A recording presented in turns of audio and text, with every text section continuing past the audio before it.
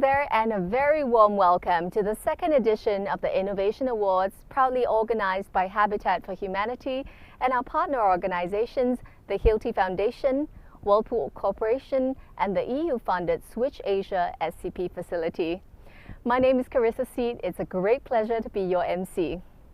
Now, the Asia-Pacific Housing Forum Innovation Awards promotes innovations in affordable housing solutions across multiple sectors to decrease the housing deficit, make our cities and communities more inclusive and sustainable. We're very thrilled indeed to see so many groups and individuals working towards creating better living conditions for vulnerable families all across the region. The inspiring initiatives being presented today were selected from more than 50 entries from 19 locations. Our jury members drew on their expertise and experience to review all submissions.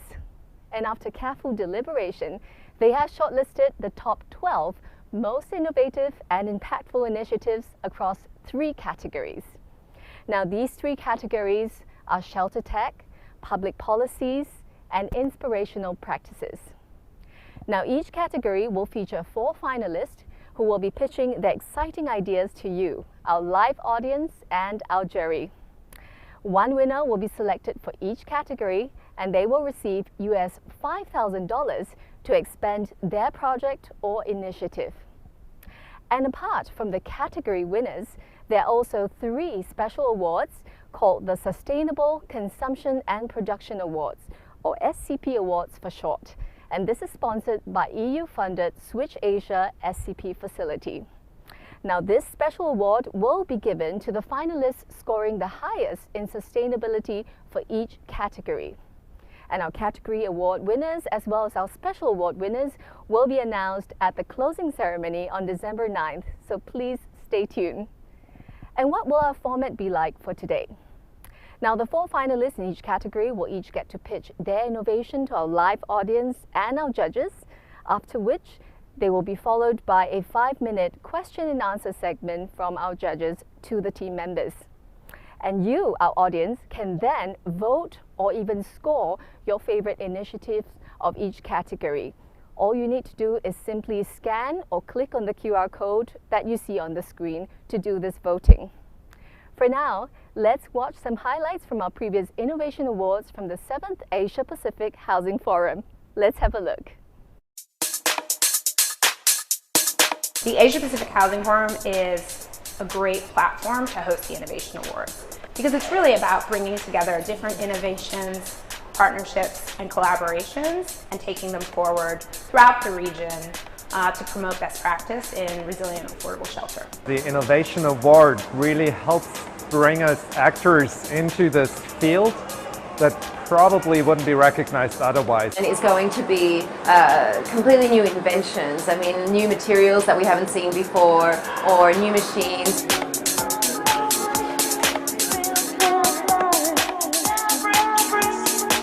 The number of houses that need to be built is more than all of the houses that have ever been built up until today. The idea behind this was to convert this particular material, a dirty material, to a construction material, a sustainable material. Making rural India self-sustaining through a community ecosystem. This is the cycle that we are teaching to the community. Where we were able to make blocks without the use of cement. It starts from people. We wanted to address the interrelated problems of poverty due to unemployment, talent shortage, and skills mismatch.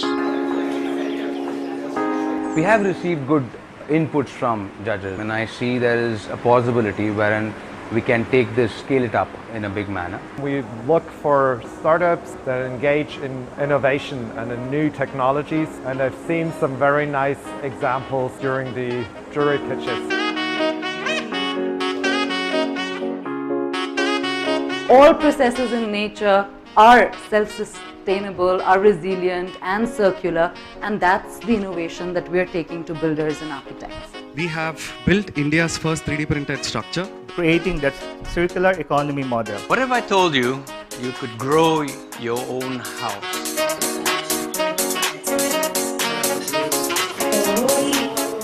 And choosing the winner.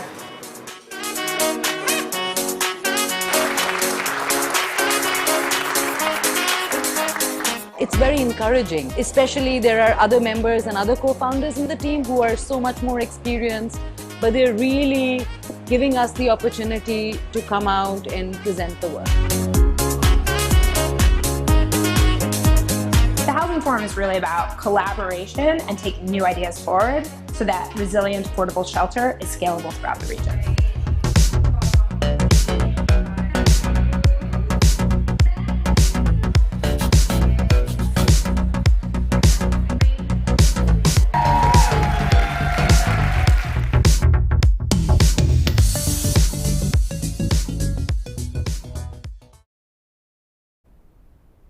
And now, ladies and gentlemen, for the opening remarks, it's my pleasure to introduce Asia Pacific's Vice President at Habitat for Humanity, Louis Noda, to address us.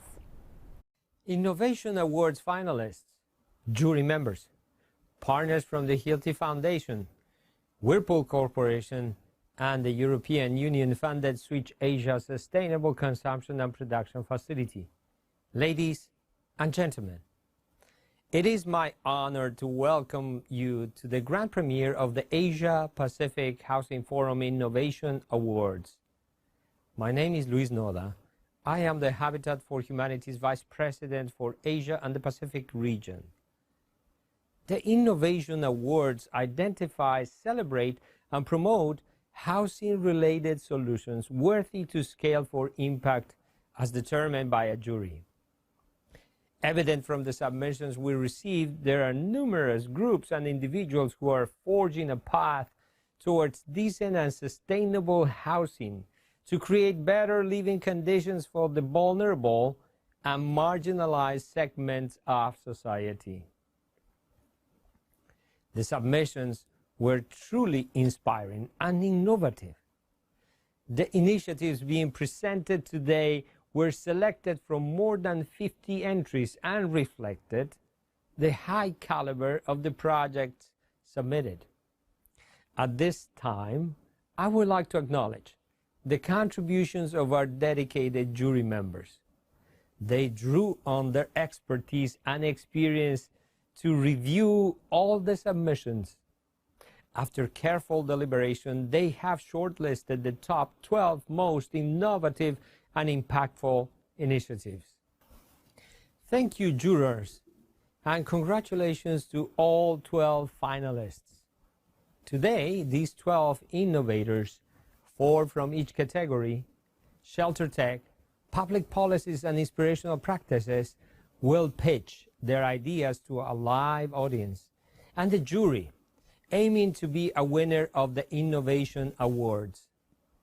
The winners for each category and a special award for sustainable consumption and production will be announced during the 8th Asia Pacific Housing Forum next week. A special word of thanks to our sponsors, the Hilti Foundation, Whirlpool, and Switch Asia SCP Facility, for their unwavering support and commitment toward a more resilient, inclusive, and sustainable housing ecosystem. Thank you very much, Louis Noda, for that address. So, ladies and gentlemen, are we ready to meet our innovators? Let's get started with our very first category, shelter tech. Now, this category is sponsored by the Hilti Foundation and led by Habitat for Humanity's Terwilliger Center for Innovation in Shelter. Shelter tech seeks and promotes technology innovations, products and services led by the private sector. So to begin, it's now my pleasure to introduce our esteemed judges to all of you. First up, we have Lisa Hansen. Lisa is co-founder of Global Urban Village, an impact investing company focused on startups with solutions in housing innovation, HR tech, and healthcare, and an emphasis on women-led businesses. Our second judge is Marasen Halandoni. She is the president and chairperson of the Board of Trustees for Beis Bahe Foundation, an initiative supported by the Hilti Foundation. Our third judge is Alejandro Jaramillo, Habitat for Humanity's Global Shelter Tech Coordinator. And finally, Zenaida Fadiva, team leader of the Sustainable Consumption and Production Facility of the Switch Asia program. So ladies and gentlemen, you've seen and met our judges for this first category. Let's now welcome ShelterTech's first innovator, Eco STP Technologies Private Limited from India. And bringing us this presentation is Lokesh Rajashekariya. And his presentation is entitled Biomimicry-Based Sewage Treatment Solution. Handing the time to you, Lokesh.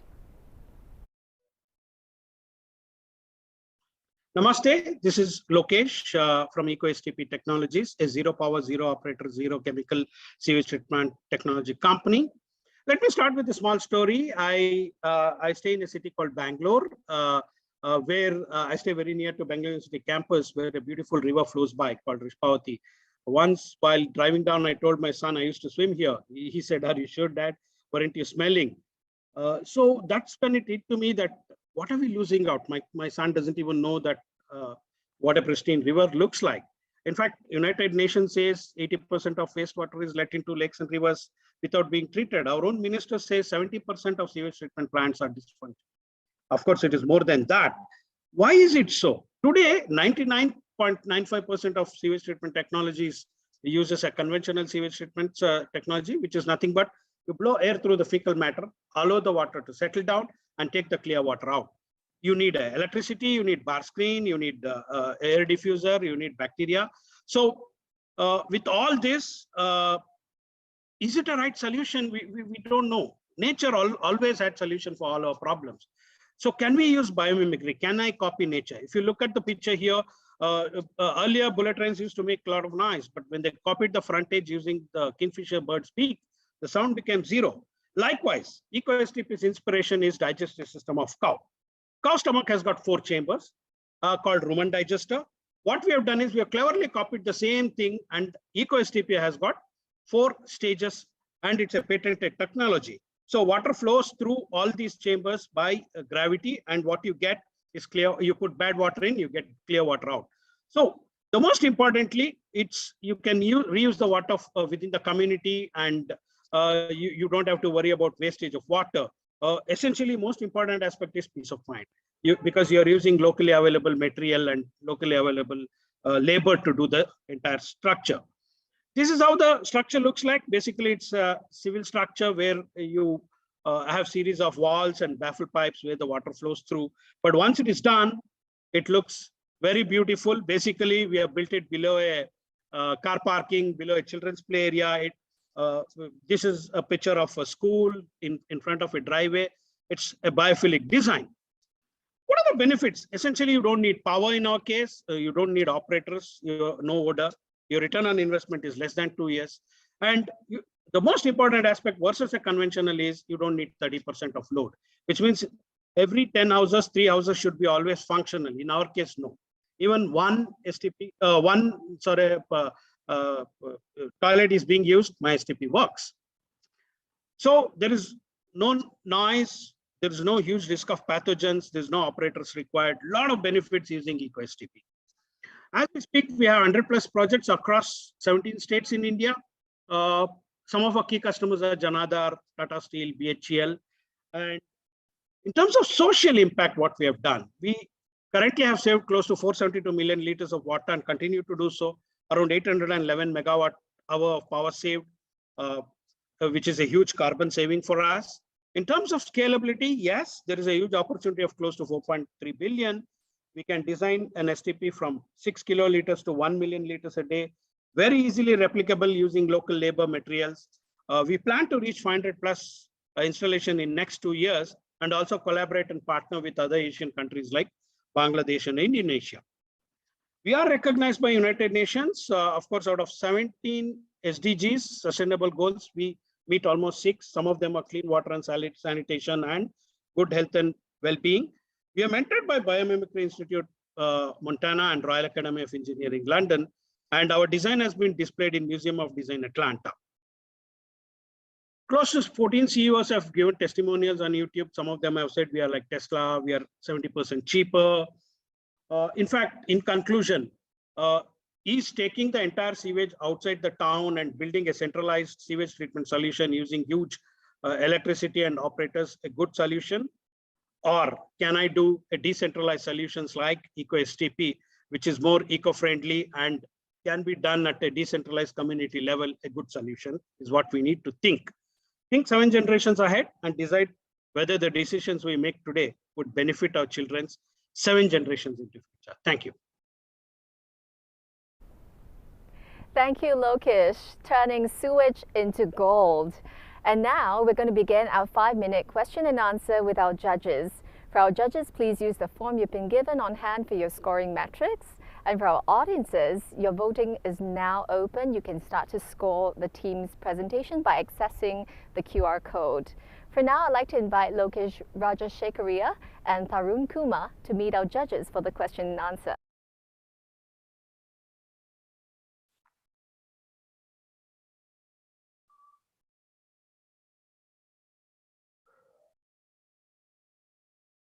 Let me begin then, colleagues. Thank you very much for excellent, exciting, and clearly very promising initiatives, colleagues. My question is about applicability of your solution to the communities which are less economically developed. My initial impression has been that applications and required investments put you more into middle or low middle market segment. What is your view about getting this technology to really poor and potentially remote communities? Thank you. In fact, this clearly works in a remote community. In fact, we have done it inside a forest for one of the temples in India. Because typically any conventional system requires electricity and operators to run the sewage treatment plant.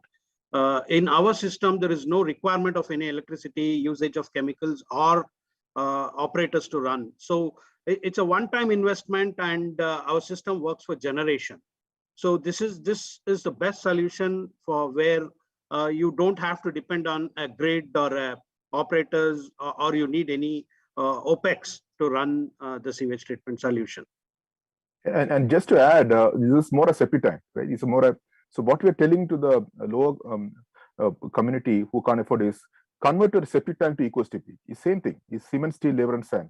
So it's also a little larger septic tank. So, but people are used to concept selling. People are used to septic tank. We are trying to tell them, don't put a septic tank, move to EcoSTP. So it's not that expensive. Of course, it's expensive than a septic tank, but cheaper than a normal STP.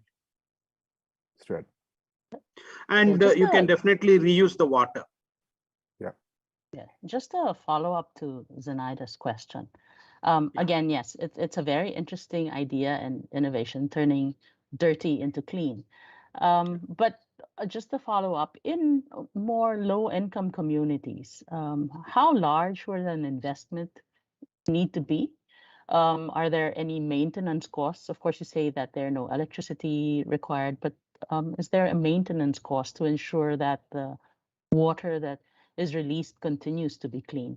And probably where does the dirty water come from or go, or the dirt that has been eliminated, where does that go? And how is that disposed of? So essentially all the sewage from the kitchen waste and the toilet waste and the washing machine waste can come into the EcoSTP. And then as it passes through our system, through the baffle pipes, our custom bacteria ensures the water gets cleansed. And then what you get out from EcoSTP is less than 10 BOD water, which can directly used for a gardening or an agriculture purpose. And in fact, if you have a disinfectant system, you can definitely reuse the water for flushing again. In Bangalore, we have run the same through a RO plant, and then people are using it for bathing purpose also. So the entire water, almost 30 to 40% of water can be reclaimed fully, and there's no maintenance technically, because any other system for treating the water, you definitely need electricity, motors. In our case, it's by gravity through the baffle pipe flows. So it's a one-time construction cost. Yes, it will be around 15 to 20% more costing to build those structure, but the structure can be reused again. We have built it above a playground, children's play area. So when I build it in a community, the community can benefit by ensuring the space doesn't go waste, number one, and number two, the water can be reused. In fact, I was just doing the calculation. It's roughly around, we call KLD, kiloliters per day. It's around $600 per KLD. It's a construction cost. That's the biggest cost. That's basically cement, steel, labor, and sand. So this can be compressed. Like for example, for one of our clients, we use mud bricks, compressed mud bricks for making STP. So that with that we can bring down the cost for the target community. But if you have money, you can put RCC. But if you don't have money, you can put a smaller one. So you're very flexible that way.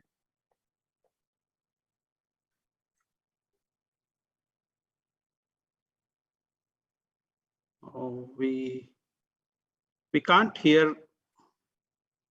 Lisa, I think you're on mute. Sorry. So to build on the concept of, you have to invest in the front on the construction piece, are you able to scale that across a larger community, a multi-family development versus just a single family home in order to spread those costs out? And so that question first, and then also, can you do this in an urban setting as well, where there's not as much access to available land? Yes. So let me take the second question first. In an urban center, yes, we are biophilic design, so we can build it based on the available space. So we have done it for a huge apartment blocks, schools, universities, colleges. So and the design can be done in whatever way. We can build it in a square, rectangle, L shape, based on the available contour of the land. And in terms of can I build it for a multiple thing? Yes, my minimum can be 6 KLD, which is probably can handle around 10 houses. My maximum, I can go up to say 1,000 houses community, and I can build it in multiples of that. So as long as space is available, and then you look at converting that area into anything, yes, because my system goes underground, it's below the ground, so the entire area can be recovered, and we can build it in multiples. Mm-hmm. Thank you. So you need to build this in existing. Can you build this in existing communities where there are houses already built? And how do you connect all of them to that? Or do you need to start from scratch? So it's a good question. This we call it as a retro. So essentially, I cannot stop the current system. Okay, so that should still continue working. I need to build a separate. I need a space for building my entire system afresh, and then cut the connection to the existing one and reconnect it to EcoSTP. That can be done as long as space is available, and then I can do the connection. Yes, it will work. Yeah, but the best is to do it doing from scratch. So out of 100 customers, I think only 3 or 4 are retro. This is all a new build.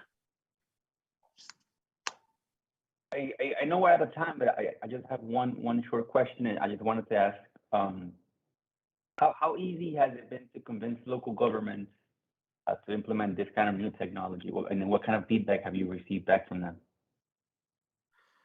In fact, as we speak, we have done it for a lot of government projects. Of course, in India, we are doing it for Rural Infrastructure Development Corporation in my own state, Karnataka. We have done it for MUDA, which is Mysore Urban Development Corporation. These are all government entities. As we speak, we are in discussion with a couple of government organizations building it. They are showing interest because most important aspect here is for them, the maintenance is a huge cost. Because to give a simple example, 100 kiloliters per day sewage treatment solution would need at least 60 to 70 horsepower of motor running 24/7. Imagine that's the amount of power I'm going to pull from the grid of the government, and that's in our system that's not required at all. So there's a lot of interest, and of course we are going. We are building for a couple of our government projects in my own state. Thank you very much to our team from EcoSTP Technologies Private Limited. As you can see, we're really jumping in depth to look at the initiatives. Now, our very next initiative coming up is from Nepal. It's titled Low Cost Disaster Resilient Housing, Build Up Nepal Engineering. So for that, I'm pleased to welcome our presenters, Andreas Koling and Bjorn Soderberg. Over to them.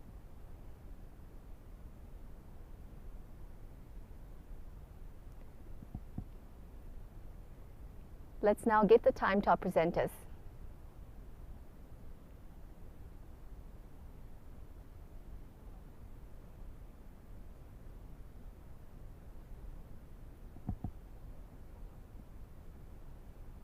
We'll take a moment in the studio to prepare the presentation.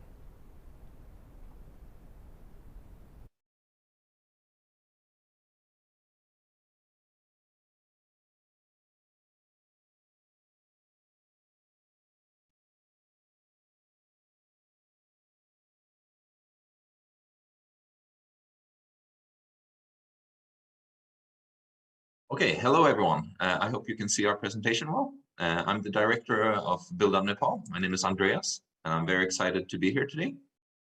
So Build Up Nepal is a social enterprise founded in response to the 2015 earthquakes in Nepal. In Nepal, poor families dream of living in a brick house.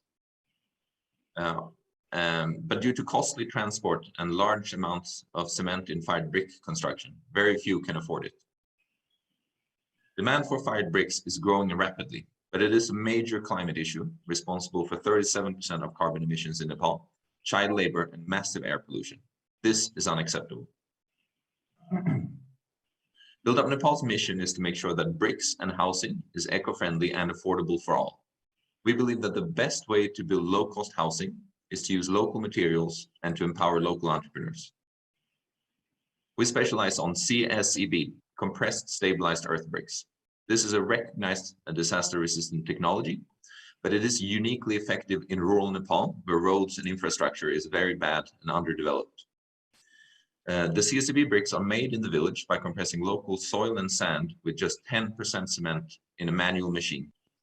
No burning or fuel is required, and 50% less cement in construction means up to 40% less carbon emissions. However, the real core of our innovation is a scalable micro-enterprise model. We systematically recruit and train local entrepreneurs to start their own micro-construction enterprises. They invest about $3,000 in a machine, as well as their hard work, sweat, and tears to start their enterprises. They are from the village and can operate more effectively and build houses at lower cost than any outside company or organization ever can. The results are disaster-resistant, eco-friendly houses at 20 to 40% lower cost. And remember, a house is the biggest investment a poor family will ever make. And the cost saving of 20 to 40% often means the difference of building a 3-room house instead of 2 rooms for a family of 8. It can also mean the ability of building a house at all. I recently met Raj Khadka.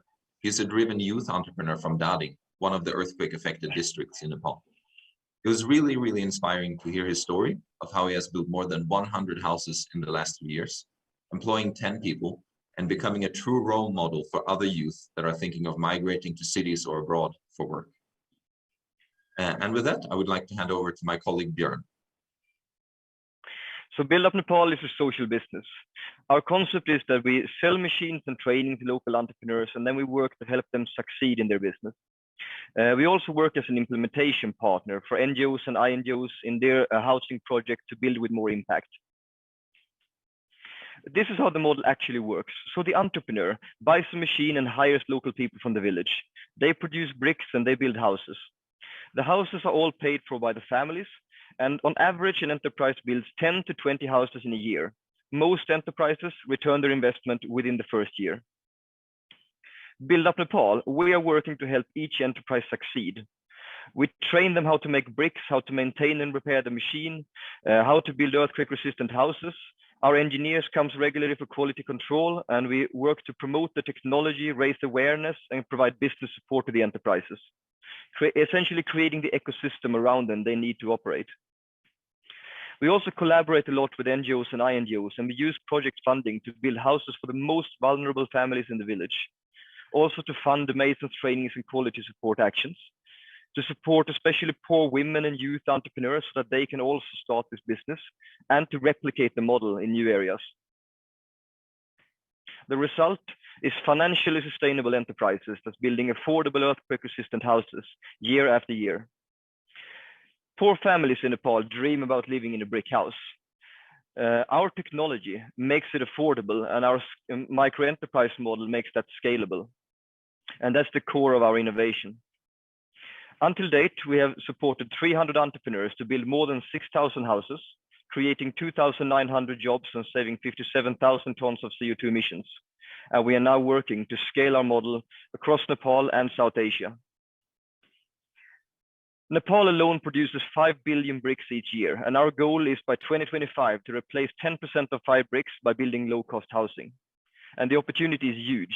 Bangladesh recently put a ban on fired bricks and are in desperate need for new alternative materials.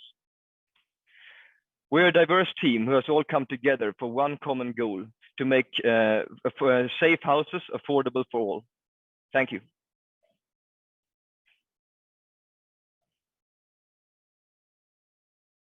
Thank you very much, Andreas and beyond. We will now be starting our 5-minute question and answer. And again, judges, please use the form for your scoring metrics. And our audience, your voting is now open, and you can access this by scanning the QR code. I'll now hand the time over to Andreas and beyond, as well as our judges, for the 5-minute Q&A. Let's go. Yeah, thank you very much, Andrea and Bjorn. My main question is how does this brick compare to other green, so-called green bricks, including those that do not use concrete at all?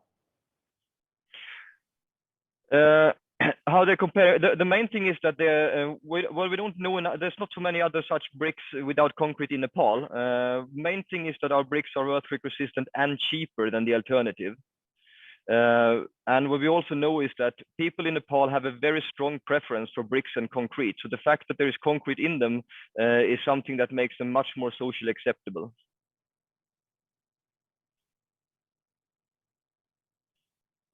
I'll jump in. Thank you for the presentation. I wanted to ask about in your franchise, it's kind of a mini franchising model. In that model that you're using, have you explored or are you currently providing any financing to the entrepreneurs that you're starting up with? Yes, one thing that we realized quite quickly is that a lot of them need financing, and we have tried different models. And what we have finally landed on is we have collaborating with several microfinance institutions and banks. So we don't provide the loans ourselves. We connect the entrepreneurs either with a microfinance institution or a bank, and then we help them to take out the documentation they need to actually obtain the loans, because usually that is one block for them as well. One thing just to highlight is also that 1/3 of the GDP in Nepal is from migrant work. So most commonly, like most of our entrepreneurs, they either themselves have worked abroad, saved up some money, and they come back and they want to put that money to use. They don't want to live in the capital city. They want to live in the village. And this is one of the business opportunities where you can start something that has a good opportunity in your own village. Great, thank you. Excellent initiative, gentlemen. Thank you very much. I have two very short questions. One is about quality or construction quality, resilient quality of the bricks. Were there any tests done, and are there any accompanying procedures which guarantees that material which is being produced in such a almost artisan way is actually withstands the environment of Nepal, which is also, of course, earthquake prone. So this is one, and second is a bit more broad. So what were the major factors of success in terms of administration, economy, education, campaigning for you to reach that far? Thank you. So now I got lost in the first question with the second one. Andreas, you go ahead. Yeah, so in terms of quality, that is definitely one of the main challenges in a country like Nepal. As soon as you come outside of the capital city, Kathmandu, everything is about low cost, basically. So when people make their decision on what material to buy, it's all about the low cost. And that's why this material is getting adopted quite quickly. However, as you're saying, as it is a kind of decentralized production unit, we do work a lot on checking on the quality. So we make sure that we're up to at least the government standard, which is 3.5 MPa. But when we train the entrepreneurs, we aim for 5 MPa so that there's some safety margin. So we never, first of all, we never sell the machine without a production training. So we always include a 4-day production training. Then we combine like the investment from the entrepreneurs with our projects. So we're working with DFAT, for example. We work with Nordic Climate Facility in projects to scale up this model, where we do quality visits. We make sure we also train masons in every area how to build with the bricks, because any material is only as good as you also build with it. So if you don't know how to build properly. But it is a challenge, and we've also recently developed a low-cost compression tester. So instead of buying an ordinary compression tester that might be $1,000 or $1,500, we have a very small kind of low-cost one that only costs about $200, so that they can also continuously test the strength of the brick on site. So those are a few of the things that we're working on. And in terms of your second question there with like how we are organized and structured, I think the main thing that has been important for us is to be a combination of people with very different backgrounds. Like there is some who is like pure builders and has been building houses for the last 25 years, while others are from a completely different background. We have social workers and we have people with a finance background, myself as an entrepreneur. So like another thing that's important is just the guys who are business developers who knows how to talk with local entrepreneurs, understand their challenges and talk with them. And I think our challenge going forward is mainly like, in order to scale this up, we need to further build on that team. A better, stronger team is one of the key things. And then we want to do more R&D as well to be able to like really build a stronger quality control system for the bricks, because we have a method in place, but it's the more decentralized it becomes and the more villages we add, the more complicated it also becomes to maintain it. All right, thanks a lot. Thank you very much. Thank you very much, Andreas and Beyond, and our judges as well. Now, as we've listened through the questions, I hope you've also put in your votes in your scoring system. We are midway through our first category, Shelter Tech. We'll now be bringing on our third team from Indonesia, Simpangan. Their initiative is titled Prefabricated Carbon Building System. Presenting this idea is Fazal Rizki. Ladies and gentlemen, let's welcome Fazal. Hi everyone, my name is Fauzal from Sampang, Indonesia, and we're here to build the future from waste. So right now, it is very expensive to build a proper home. In Indonesia, unfortunately, 26 million people are living below the poverty line, and we will have a backlog of 21 million homes by 2030. These are creating housing poverty problem, structurally unsafe housing because of the materials available right now, and where the houses built are susceptible to damages from earthquake and fires. The current technology and solutions is just not enough. The conventional systems and material, or even precast concrete, is not solving the problem that need to be solved. But what if we can magically build better and more affordable homes from the most readily available resources that we have right now, which is landfill waste? Imagine building homes from the waste that you see on your left side and creating beautiful homes on the right side. And with Sampangan, this is exactly what we do. Sampangan is on a mission to provide affordable homes through solving the waste crisis.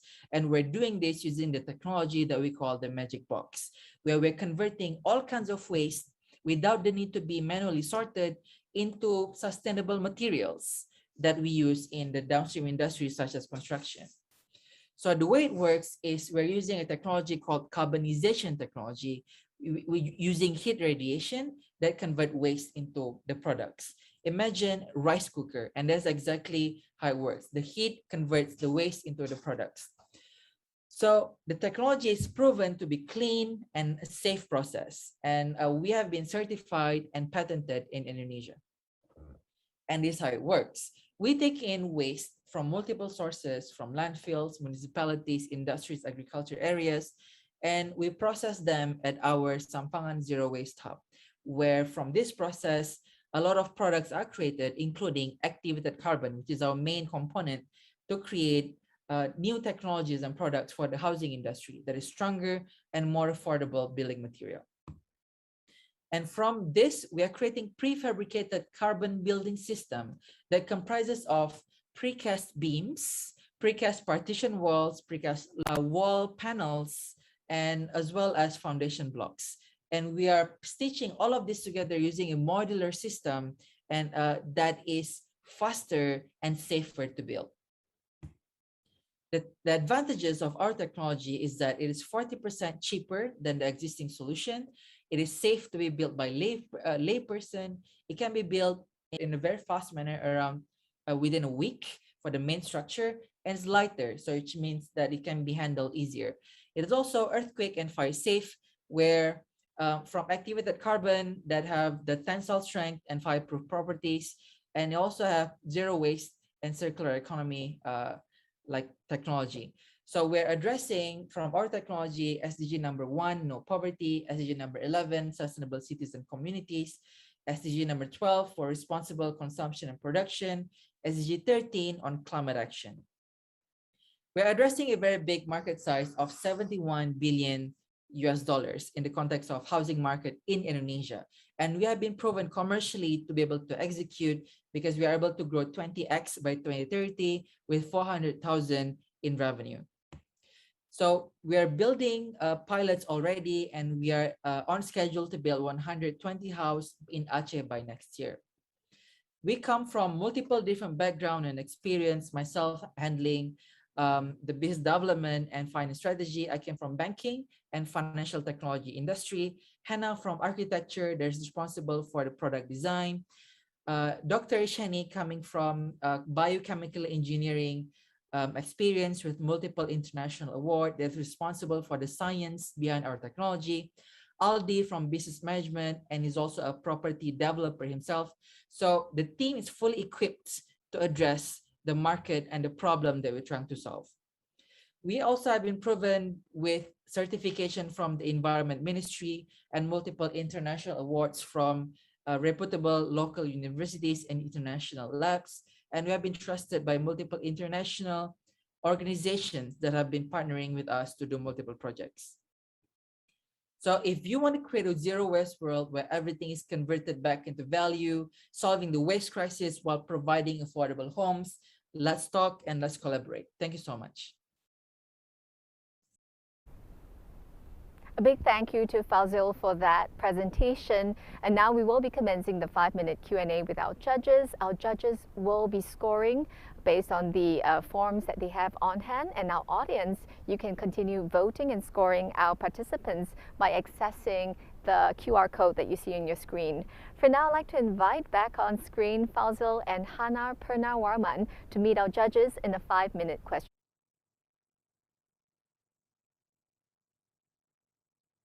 Hi, Sampangan. Good morning. Hello, everyone. I just wanted Good to morning. find out, in terms of the low-income market segment, were there any projects that you've already done using this system? And my second question is, what is the investment cost? Because we'd like to take a look at replicability and scalability of such ideas. What are the investment costs that are required, and what would it take to also share this innovation to the region beyond Indonesia? Is it part of the plan that you have? All right, thank you so much. I think for the first question, we have built in our pilot phase 2 of this carbon house in Aceh already. And this is for the low-cost housing. So that's when we learned a lot of insight in terms of what are the actual costs that it involves and how are the best way to finance these projects to make the house that we're building affordable. And on the second point, in terms of how much is the investment cost. So what is interesting about the business that we're doing is that there's multiple revenue streams. So we're doing 2 operations mostly. Number 1 is waste management and processing. And the second one is from the product created, we create downstream products, which is the prefabricated carbon building systems. So in the investment model that we created right now, we normally have local partners in the places that we operate. So normally this is embedded together with the waste processing projects, be it in municipalities or agriculture areas, which normally are in rural areas, and using these operations to build houses that is near around our waste operation facilities. So this is very important because not only we're able to solve the waste problems surrounding the communities, but also at the same time creating sustainable building materials projects for low-cost housing surrounding the community, solving the low-cost housing problems, not just near urban areas, but most importantly, rural areas, especially in the agriculture sector. So that's normally how we would scale this business. What would the capacity of one magic box be in terms of number of houses that you can put, or number of materials that you can produce to build houses? So if we were to look at it on a number of houses per month. Right. So I think based on the current operation that we have, one magic box capacity is roughly around 5 tons to 10 tons per day. So we're looking at a maximum of 300 tons of waste that being processed. So from this, assuming that the conversion rate to activated carbon is around 10%, so we're looking at 30 tons of activated carbon that is created. So from 30 tons of activated carbon, like we are able to create an estimated of around 5 to 10 houses per month per operation. So the way we worked is that our operation is also very modular on the waste management side. So we can work from just 5 to 10 tons operation on waste management, but we can also easily scale to 100 to 150 tons by adding more machines. So therefore creating more materials that we can use to build the low-cost housing.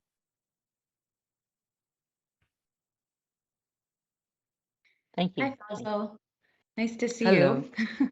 Nice to see you. I thought you might want to speak a little bit to how you source the waste product that you're using that was able to produce at that level you just described. Right. So we have two sources. So the first one is municipalities, and the second one is agriculture waste. So for municipalities, we do it in two locations. So the first one is landfill, where we actually we extract and mine the mountain of waste at the landfills, and then convert this waste into building materials that are safe, which has already been tested. And the second one is we also have zero waste processing centers that is closer to urban cities, where it becomes hub to reduce transportation of waste to the landfill area. So that's in the context of municipalities in terms of our operation. And what is most exciting is actually in the agriculture waste area. For example, in palm oil plantations and a lot of other plantations that normally involves like rural areas. So we're able to establish like a remote hub where we can process all this agriculture waste, creating activated carbon, in which later this can be used to create homes for the communities living in those rural areas. Like, for example, if I've been to remote palm oil plantation village, where it's really like very hard to reach, is not very accessible, and it's very difficult to get materials there. So instead of like transporting materials to these rural places, we create the hub at those rural places, doing materials. Yep. Thank you. I apologize for interrupting. I'm sure we've had a good conversation, and thank you, Fazal, once again for presenting the ideas, answering the questions from our judges, and that was prefabricated carbon building system. So audience, please go in to put your votes and your scoring system. Now, our final team for Shelter Tech is from Hong Bao Kia Construction and Consulting, Vietnam. They'll be sharing their initiative about technology to resist blown-off roof. For that, I'd like to welcome our presenters, Dr. Ting Nguyen Ngop and Teng Ngang Yu, to present their ideas. Over to the team. Hello, everyone. We are from Hoang Bao Gia Construction and Consulting Company from Vietnam. My name is Tương. I am resource person and in charge of business development. And I would like to introduce Dr. Ting. Dr. Ting is the author and the inventor of the innovation. Hello, everyone. Enjoy the forum. Thank you. Ladies and gentlemen, You all must know about the danger and damage caused by storm. I think so. That's one case in Vietnam. On October 28th of 2020, Typhoon Molave crashed into the south central provinces of Vietnam with the highest sustained winds level from 12 to 16, left sadly 79 people dead and missing, 28 injured, nearly 10,000 houses and 20 bridges were collapsed and damaged. In Vietnam, 161 typhoons made landfall from 1999 to 2018. The roofs are wicked passed in the house when storm passed through and to be blown off as different pressure between inside and outside enclosed houses. To prevent roof of housings, the local people normally use heavy objects such as wooden bars, trees, sandbags, etc. The method is done yearly and costly, but not effective and not durable. So our innovation, it consists of three parts, three equipments. The first one is a ventilating roof windows, which is installed in the wall of the house.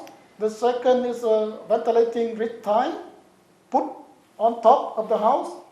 And the third is a ventilating roof tile put among the roof tiles.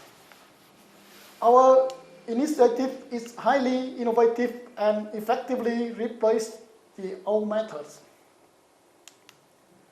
Talking about impacts and systematic effectiveness, our innovation protects human life, saves money, and contribute to environment protection. And we contribute to housing technology development.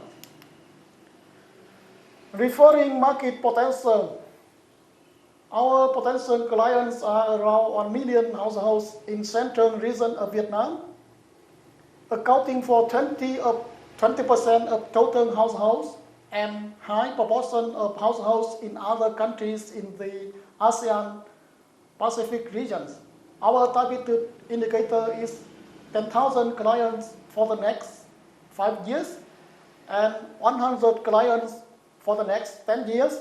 So important aspect when we talk about sustainability and scalability, our innovation is affordable, only $150 per set of equipment for the house of 60 square meters, but cheap but durable.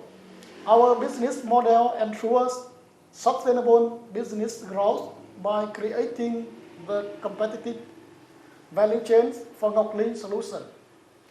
And there is a high proportion of mid and mid-low income households.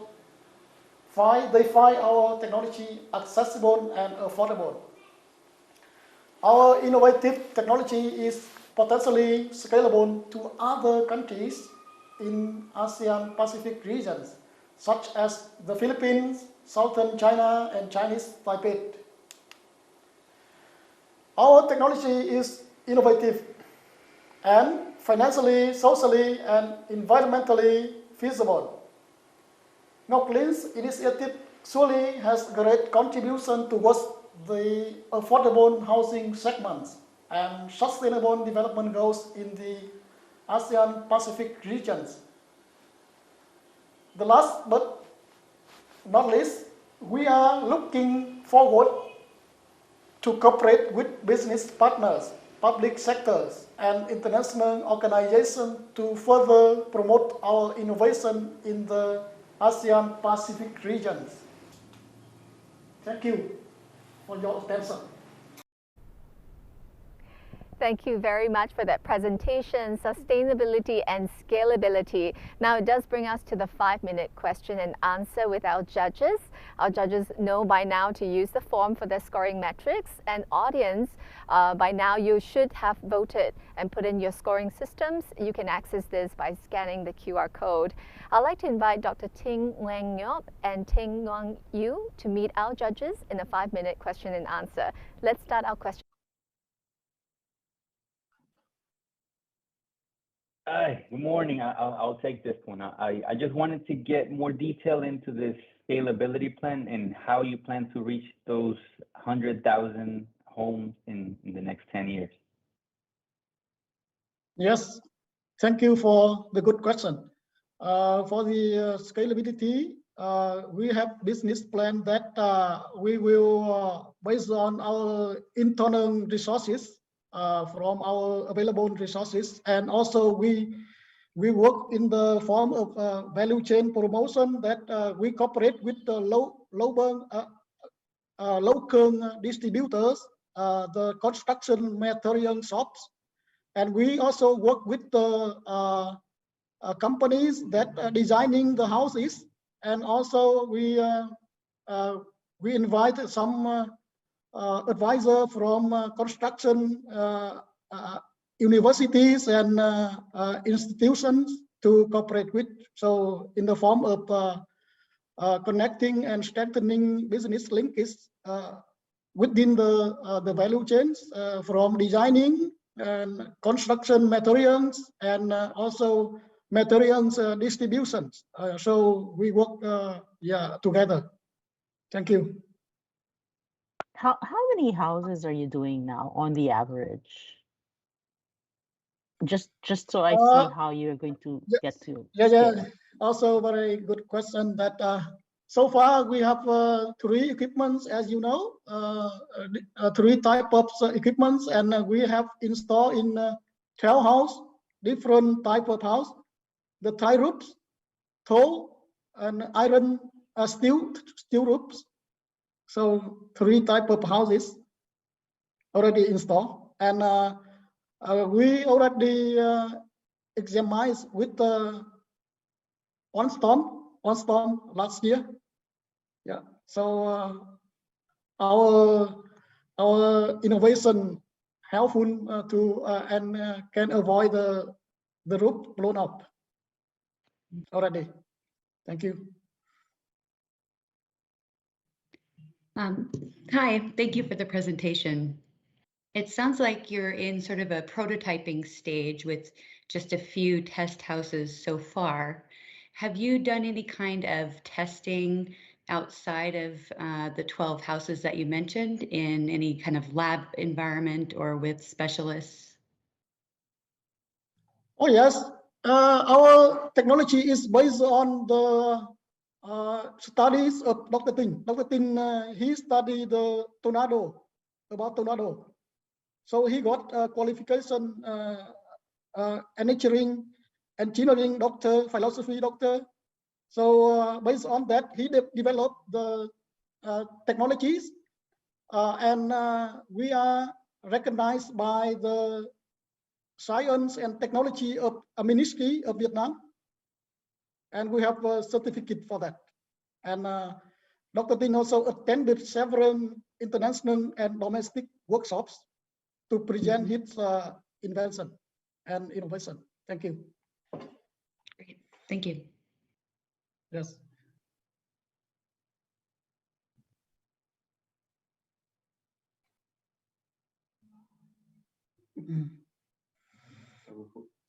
So it means that not only in the paper or certification and intellectual properties, but we have examined our innovation in the reality. 12 houses already, and more clients are buying and installing already. This year we sold 30 equipments already so far.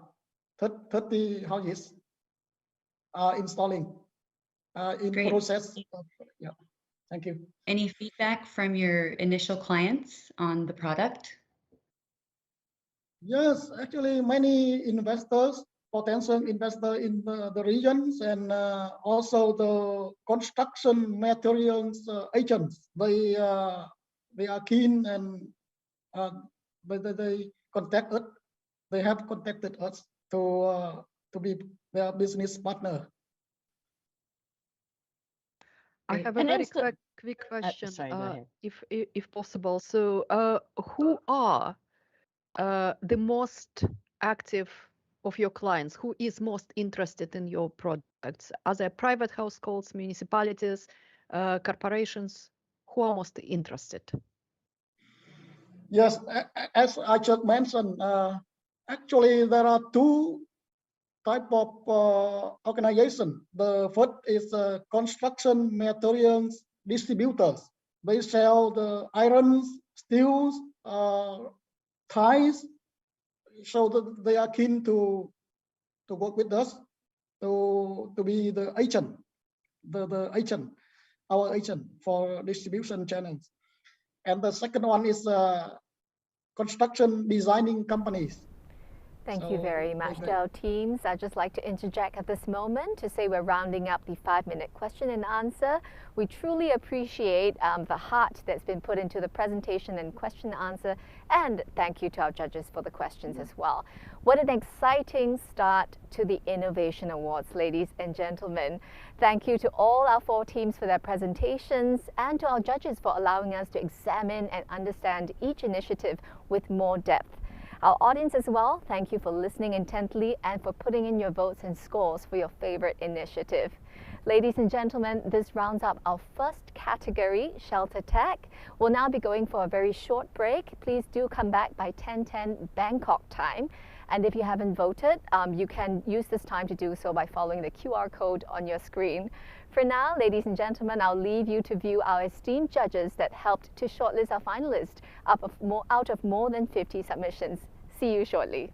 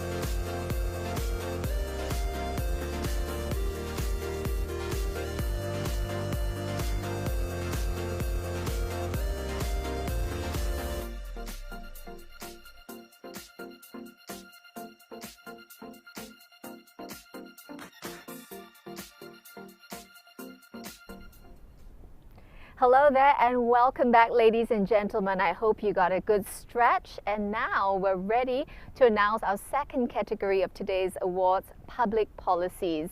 Now, this category promotes innovative public policies across all levels of government that help to reduce housing deficit while taking into consideration specific needs of minorities, vulnerable and marginalized populations. And here are the judges for the public policies category. First, we have RJ Suri, Senior Advisor for the Inclusive Development of National Institute of Urban Affairs. Next, we have Paulette Liu. She's the Chief Operating Officer, School of Knowledge for Industrial Labor Leadership and Service from Philippines. Our third judge is Marie Lisa Decane. She is President of Institute for Social Entrepreneurship in Asia, Philippines. Our next judge is Pooja Swani, the People Public Private Partnership Associate Director at Habitat for Humanity Asia Pacific. And finally, Zenaida Fadiva, Team Leader of the Sustainable Consumption and Production Facility, SCP Facility of the Switch Asia Program. These are our judges. And ladies and gentlemen, I'm pleased to bring up our first finalist in the Public Policies category. They hail from the Philippines, the Balai Berde Program, National Home Mortgage Finance Corporation. And presenting this initiative is Cecile S. Malota. So with that, ladies and gentlemen, I'm passing the time to Cecile.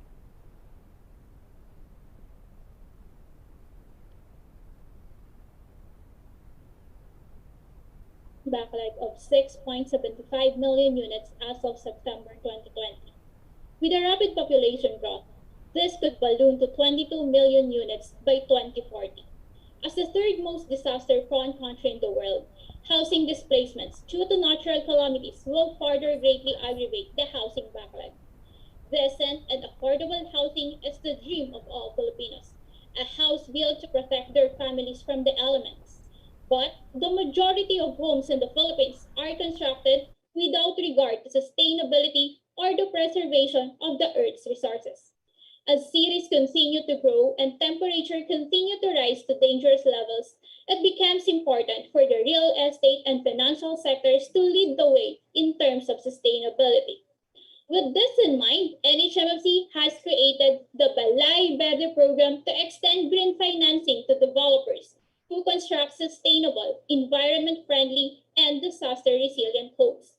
As more and more home buyers gain access to green and disaster-resilient houses, NHMFC envisions that market interest in eco-friendly houses will increase, convincing real estate developers to switch to innovative building technologies. The Balai Berde program is NHMFC's response towards combating climate change, addressing homelessness, and contributing to sustainable development goals.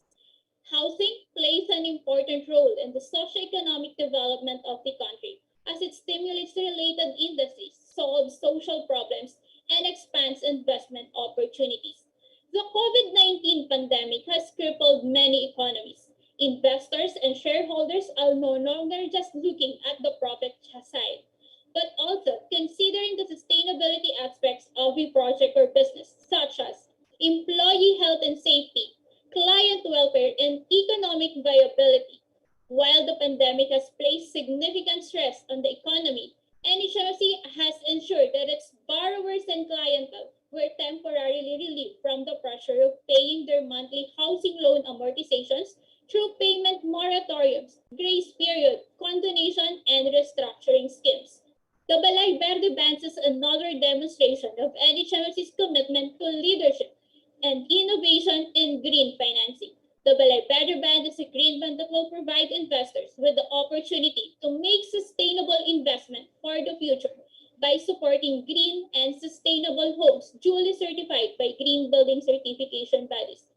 Investments in the Balay Verde bands carries with it the assurance from NHMC that the proceeds from the banks will be used exclusively for projects that genuinely help mitigate the effects of climate change. There is also an assurance that the loans that NHMC will acquire are for houses that use at least 20% less energy, water, and embodied energy in materials than the typical home. The program provides affordable housing for home buyers since eligible loans have a low annual fixed interest rate of 3 to 6% with a term of 5 to 30 years for loans not exceeding 3 million pesos. The program even offers interest subsidy from half to 1% for the first 10 years for low-income Filipinos earning monthly incomes of 20,200 pesos or less. Green homes and buildings help save natural resources by reducing environmental impact and decreasing energy and water consumption.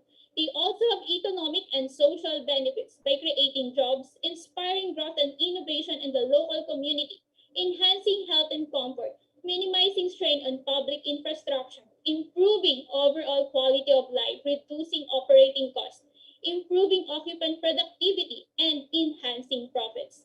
Green homes and buildings have the power to change our way of life and transform the future by being sustainable today. To achieve these goals, the NHMC engages with key experts, green building certification bodies, developers, local government units, housing buyers, and other stakeholders who share the same interest for impactful action that promotes sustainable housing, the ultimate objective being 40% reduction in carbon emission by 2030 and 100% net zero emission buildings by 2050. As secondary mortgage institution, NHMFC believes that finding a solution to the housing problem while simultaneously preserving the environment and saving resources is imperative. Green bonds have been shown to be a good response to solve the problem. More action is required. Climate change is happening faster than we think. The war against climate change is one we cannot afford to lose. Good morning, everyone. This is Cecil Malota from the National Home Mortgage Finance Corporation.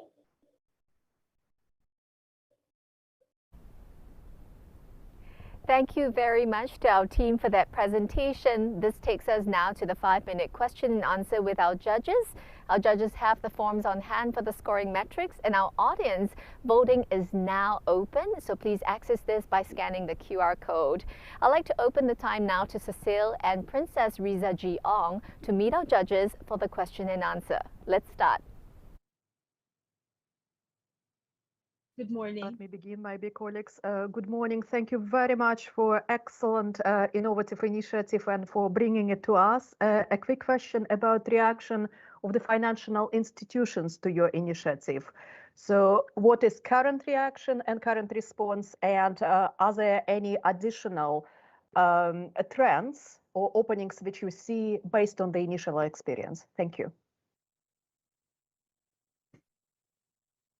Well, for the financial institutions in the Philippines, so far, National Home Mortgage Finance Corporation is the first to offer this to green developers. So right now, banks are offering the same loans. However, it is not specific to green developments and green subdivisions. In addition to that, this Balay Better program fosters collaboration with the public sectors and also the private sectors, such as the developers, bank, and other originators, and also our international finance institutions. So currently, we have this partner, the EDGE, or the Excellence Design for Greater Efficiencies, to independently verify and certify that the green and sustainable standards have met and guarantee that at least 20% efficiency for energy use, water, and embodied energy and materials is compared to baseline building has been achieved. So with our partnership also and collaboration with the public and private housing originators, we're able to access and avail the NHMFC's program. And also, the borrowers or the beneficiaries of this program were given the opportunity to own a safe and resilient dwelling at an affordable interest rate. Working with that cross sectors, we also provides the opportunity to share our insights on how we can work together and also to transform this program into other society. Yeah. May I ask a question, please? Thank you for your presentation. I'd like to ask how many actual households have already occupied homes that have been where clients were actually supposed to borrow from the facility. Thank you. Currently, since this program has just a new program of NHMFC and just approved by our board of directors last 2020, and since it's pandemic, currently we have taken out accounts worth 30 million pesos. And also we have around 150 million pesos that is subject for our review, which will be taken out this year. So currently it's around 58 houses.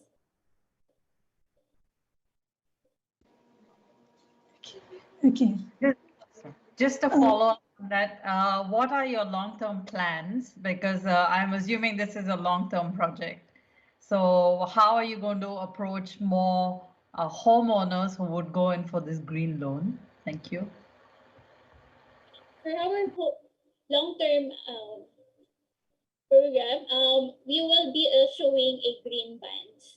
So the proceeds from that green bonds will be used for the eligible projects under this Balay Verde program. And as early as now, if I may add, as early as now, since the project has launched, we are continuously partnering with the International Finance Corporation and other private developers in terms to scaling up the capacity building of the developers here in the Philippines, since the green building in the multi-family or single-family homes are just in the infancy stage. Thank you. If I could ask, what is the composition of your portfolio in terms of sub-housing markets being served? What percentage of the borrowers or the occupiers or the buyers are from the affordable housing segment or the low-income group?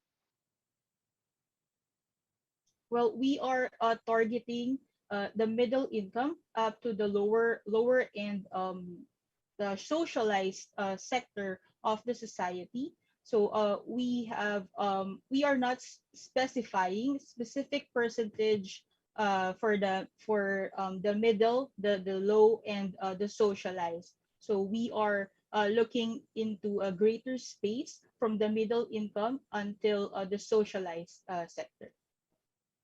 Okay. The poverty level in the Philippines is quite high, and we wanted to address the housing gap and to have a sustainable housing, address the housing problem in the Philippines. How do you think we can address when the monthly amortization is quite high and the average Filipino in the poverty level would only have an income around 8,000 to 10,000 per month?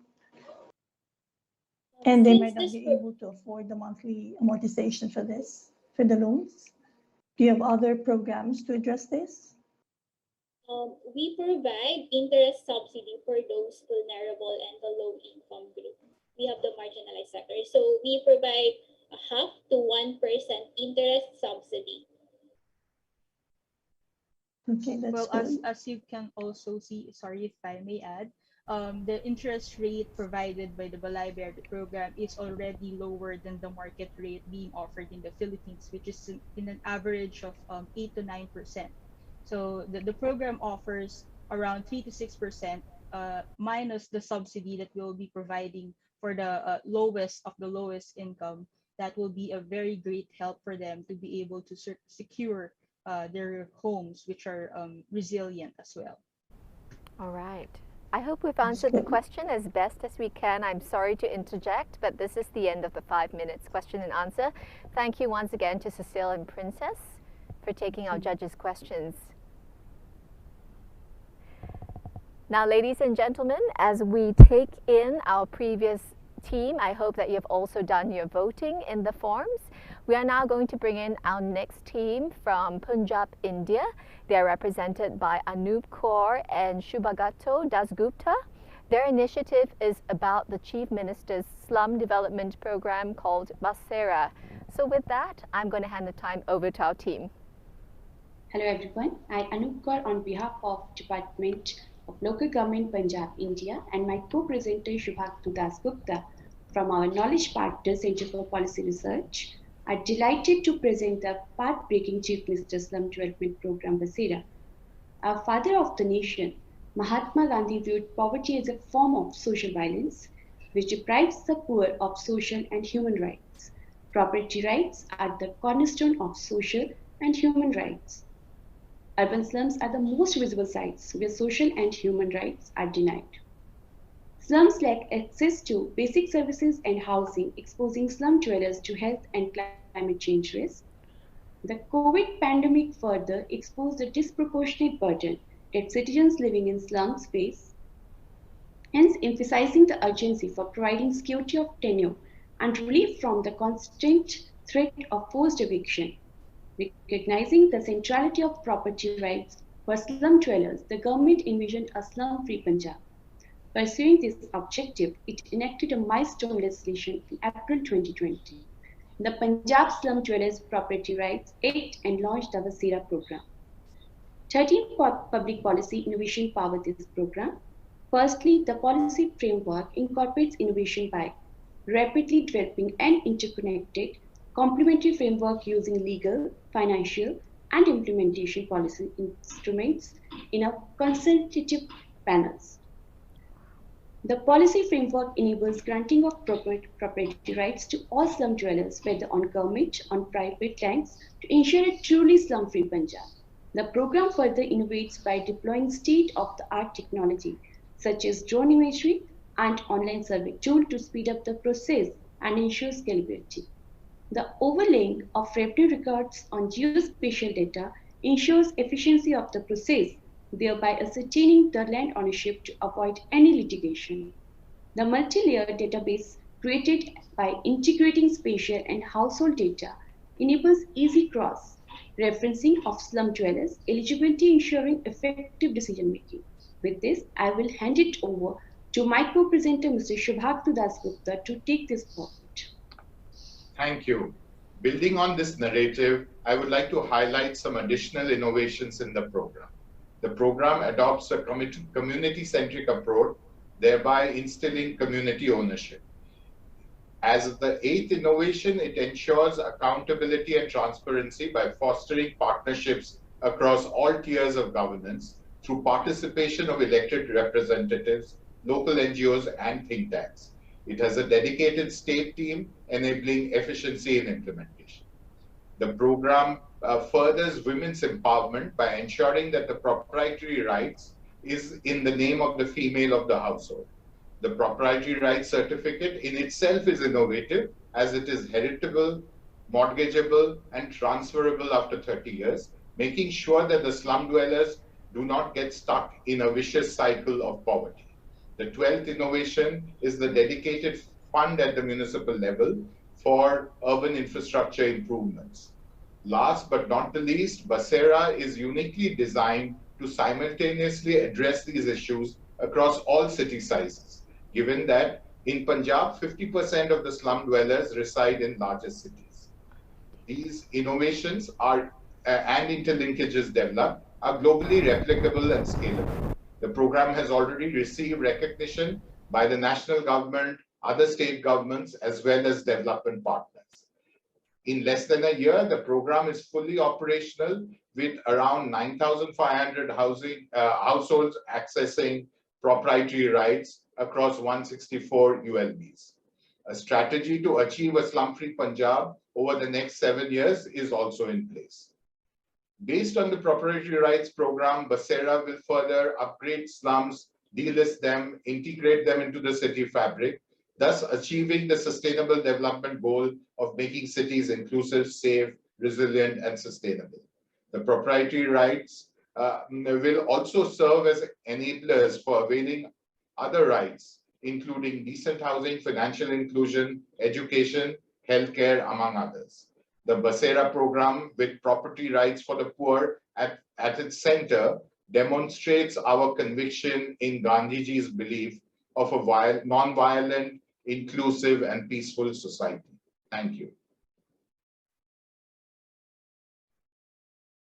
Thank you very much for the Basera program presentation. And this brings us to our 5-minute question and answer with our judges doing the scoring metrics as they ask the questions.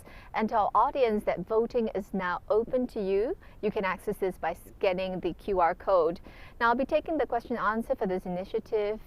Taking this would be Anandita Mukherjee and Shubhagato that will be taking the question and answer. Let's go over to you. Yes, may I? Oh, Sorry, go ahead. Go ahead. Okay, thanks. Thanks for the presentation. Very impressive indeed, the program as well as the presentation. Since you have stressed on the proprietary rights being assigned to slum dwellers, my question is, how do you make it happen if the slums are located on private lands? I can understand the government writing of land. Is there an act whereby, you know, the private landowners are compensated or forced to part with their lands? Thank you. Yes, thank you for that important question, Ajay. Yes, there is in place a compensation mechanism for private lands, for government to compensate the private owners for the lands they acquire from them, to hand over to the PRCs, to the slum dwellers. Yes. May I be clarified on your response to COVID-19? Thank you. Yes, so in response to COVID-19, this is a program that was initiated at the juncture. It was kind of approved. The law, the landmark law itself was approved on the 1st of April 2020, just when the lockdowns were coming in place and COVID was emerging to be a national issue in India very strongly. The program was backed by the thought that slums would become big areas for further improvements in urban areas, especially given that the pandemic in certain cities had located itself very much in slums. And to add to that, there was past experience about the congestion in slums, and that being a cause for other communicable and non-communicable diseases, including, let's say, dengue or Zika. Just a question on, you've mentioned that this project is essentially the Chief Minister's scheme, and it is working with the slum dwellers. I'm wondering if there's also, of course, you're talking about proprietary rights, but is there also any interaction with the private sector? Do they have a role to play in this scheme at all? Thank you.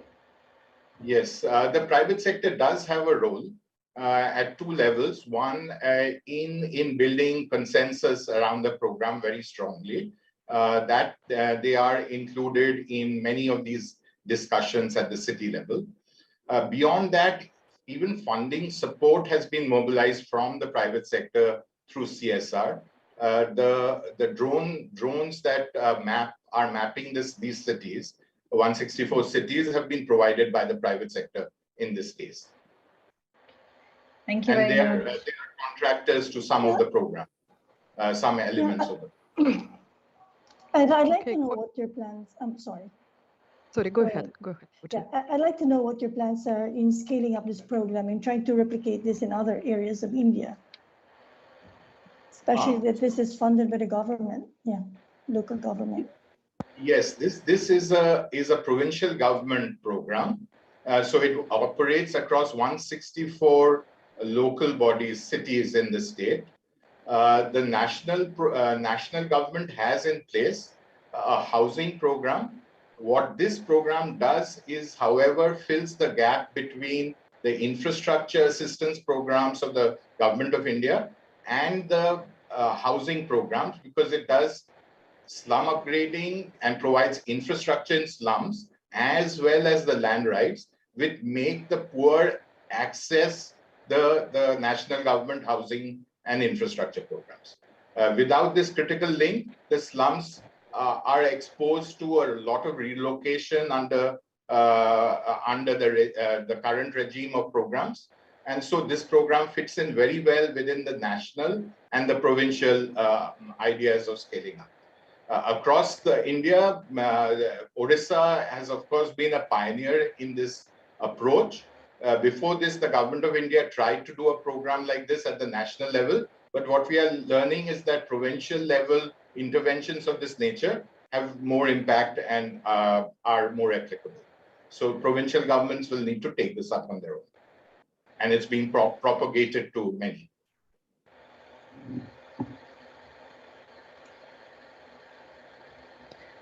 I'm not sure, Ms. MC, if I have a quick clarifying question as a follow-up to this last exchange. As we understand, there are a number of slum upgradation programs in India. So if you could one more time provide a punchline how your initiative is different from a number of others in different parts of India. Thank you. So there are not too many slum upgrading programs in India currently. There have been many past experiments done by local governments and non-governmental organizations. In the current frame of public policy, Orissa and this Punjab program are the only state slum upgrading programs that are currently in operation. And they are at scale, means all large cities, small cities across the horizon. All right, thank you very much to the team Basera program for giving us more insight and to take on very gamely our judges' questions. So those watching from home, don't forget to vote and put in your scoring systems into the form. Our very next initiative that we're bringing on is from Pakistan, and they'll be presenting this is Jamil Akhtar from Pakistan Mortgage Refinance Company. The project that they're focused on is the development of an affordable mortgage market. I'll now hand the time over to Jamil. Assalamu alaikum and hello to my audience. My name is Jamil Akhtar and I'm head of products for Pakistan Mortgage Refinance Company. PMRC was created to address the issue of fixed rate long-term funding, and we are making housing finance accessible and affordable in Pakistan. Our initiative is development of affordable low-income mortgage market, and today I'll be explaining you about the issues and challenges that PMRC has overcome to develop mortgage market.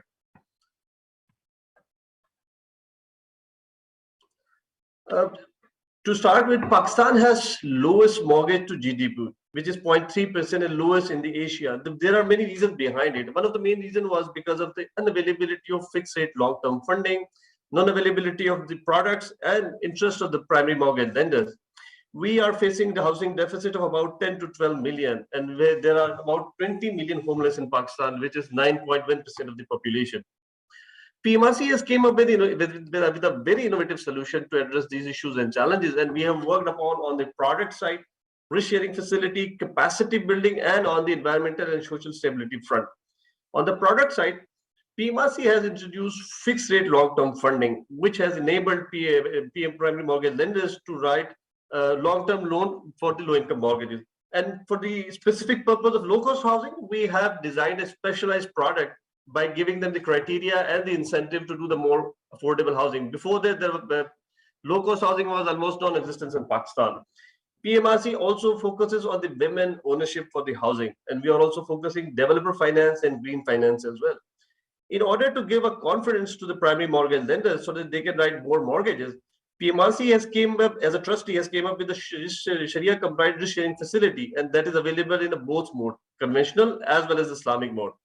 At the same time, on the training and the capacity front, we are also providing training and capacity building programs to our primary mortgage lenders so that they can understand mortgage much betterly and they can write with the confidence. PMRC, very first time in Pakistan, have introduced environmental and social stability standards, which will eventually be minimizing the risk of primary mortgage lenders. PMRC is not only focused towards the catering the other markets of Pakistan and the urban areas, we are also focusing on the rural and underdeveloped areas as well. PMRC has partnered with many organizations like Thadi, which is operating in the rural and rural part of the third district, and they have managed to disburse about 211 million of loan, worth of loan in 668 families to give the low cost housing loans to them. On your screen, there are a couple of beneficiaries from the PMRC funding. Gangabai is one of the elderly women living in the Umar Court, belongs to a low income segment. Finally, she has her own house with the help of PMRC funding and living happily. Sifat Bibi is also one of the beneficiaries from Gilgit Baltistan who has been benefited from the PMRC funding. PMRC is not operating across Pakistan, but we are also focusing with the primary mortgage lenders, which has a special focus towards the rural and underdeveloped areas of Pakistan. And currently, we have 18 primary mortgage lenders, and we can expand our base. Basically, our model is to engage with the primary mortgage lenders, and then they on-lend to the individual borrowers. So we have a potential to grow up to 40 clients, primary mortgage lenders, which can on-lend then further areas. Towards the sustainable development goal, PMRC Housing Finance is contributing towards the SDG goal 11, which is almost 14 from the out of 17 goals, which have been specified in the SDG goal 11. Quickly reviewing towards the growth of PMRC progress, in a short period of 3 years' time, we have been managed to disburse 24 billion worth of loans, and we are expected to grow by 92 billion in 2026. So this is a very short span of time. We have disbursed a lot of loans. In terms of scalability, PMRC has 3 sources of funding. Like we have shareholders equity, World Bank equity, and funds from the capital market. PMRC pass on these funds to the primary mortgage lenders on a subsidized and fixed rate basis, and then it will be converted into the mortgage loan. Our model is scalable in terms we are receiving additional funding from World Bank to scale up our low income housing projects, and we can also go to the capital market to make a sustainable growth. Our model is very much replicable to the other market of a similar nature, and we are already providing our technical assistance to Kenyan Mortgage Refinance Company, Nigerian Mortgage Refinance Company. And as our Sharia compliant risk sharing facility is very unique in entire Minasa region, we are also sharing that expertise with the Uzbekistan Mortgage Refinance Company and Saudi Real Estate Refinance Company. Being a responsible organization, PMRC has proactively responded to the COVID in line with the government initiatives, and we have reduced the markup rate for primary mortgage lenders, and we have given the principal deferment as well. And we have ensured that these benefits are being passed on to the end borrowers as well. PMRC has also contributed towards the Prime Minister Youth Loan Fund scheme. PMRC has a very experienced and dynamic team which is committed to provide an innovative and low-cost housing solution to our market. We welcome from the audience with the experience of a similar nature, and you can reach us to us from our social media accounts and through our website. And thank you very much. Thank you very much to our team, and great that you've extended a welcome for people to connect with you as well. Now this brings us to the 5-minute question and answer. Our judges will be using the form on hand for the scoring matrix, and our audience voting is now open. Please access this by scanning the QR code. Now joining us on the question and answer, we have Muhammad Shahrazad Khan and Jamil, who will be coming back to take our questions from the judges. Let's go over to you. Well, if I could come in first. Thanks for the presentation. Very interesting indeed. A couple of questions to the team here.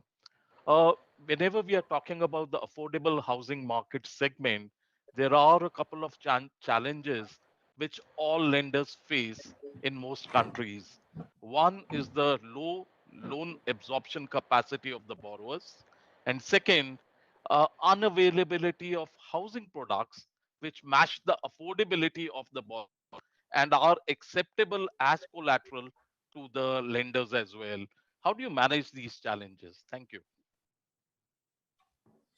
So in terms of product side, PMRC, as I said in my presentation, there was no product. Banks in Pakistan or any other primary mortgage lender was not doing the low-cost housing in Pakistan or the affordable segment. We basically have given them a specialized product which caters to the low-income segment, and as an incentive, we have also given them the pricing discounts as well, so that they get a confidence. Apart from that, we have also provided a sharing facility so that they can lend with the more confidence. And towards the title side, there is a lot of work has been done in Pakistan, and the Banking Association of Pakistan has also developed a standardized list for the banks to help them so that they can have a standardized list for the property document and they can write with the ease. So they have a standard checklist and they can check it and then they can write it. So there is a lot more has been done, and we as a PMRC are supporting them. We are providing our expertise with them. We have experienced team which has experience from all the corners of the banking industry. It's specialized in mortgage. I myself have 24 years of experience from various parts of the consumer segment. So we are providing them capacity building with the product side, on the ENS side, and on the documentation side, on the any area where they need us our support, we are providing them. And sorry to just to add, because of our low-cost funding now in Pakistan, banks have started writing low-cost housing loans, and it's been developing now. Thank you very much, colleagues. The question from me is the following. So are there any characteristics of the scheme which you are offering which would prompt the developers to use more resource efficient and energy efficient or more climate friendly technologies and approaches? Thank you. Now, we basically, as I said, we are also focusing towards the developer finance, and we are promoting the green finance solution. So PMRC has now, we are just been offering to the primary mortgage lenders as well as our products available. So we have a sort of a tripartite agreement where the bank can access to the developer, and then the developer can come up with the green project. And if they do a green project, then we have a special pricing incentive as well for them to do more green finance solutions. And when they do green, then they have to be compliant with the EDGE standards and other standards that they have. But it is not part of this scheme, right? So the actual innovation which you are saying is focusing on something else. It's really the partnership, the financial scheme. So additional product can be brought on board. It's what you are saying. Do I understand? Actually, the thing is, we are actually offering green housing products in the market, and through these products, actually now developers are building such projects that have energy efficient solutions and alternate source of electricities are there. So it's been happening, and we are the pioneers in the market that have introduced such green products in the market. Thank you.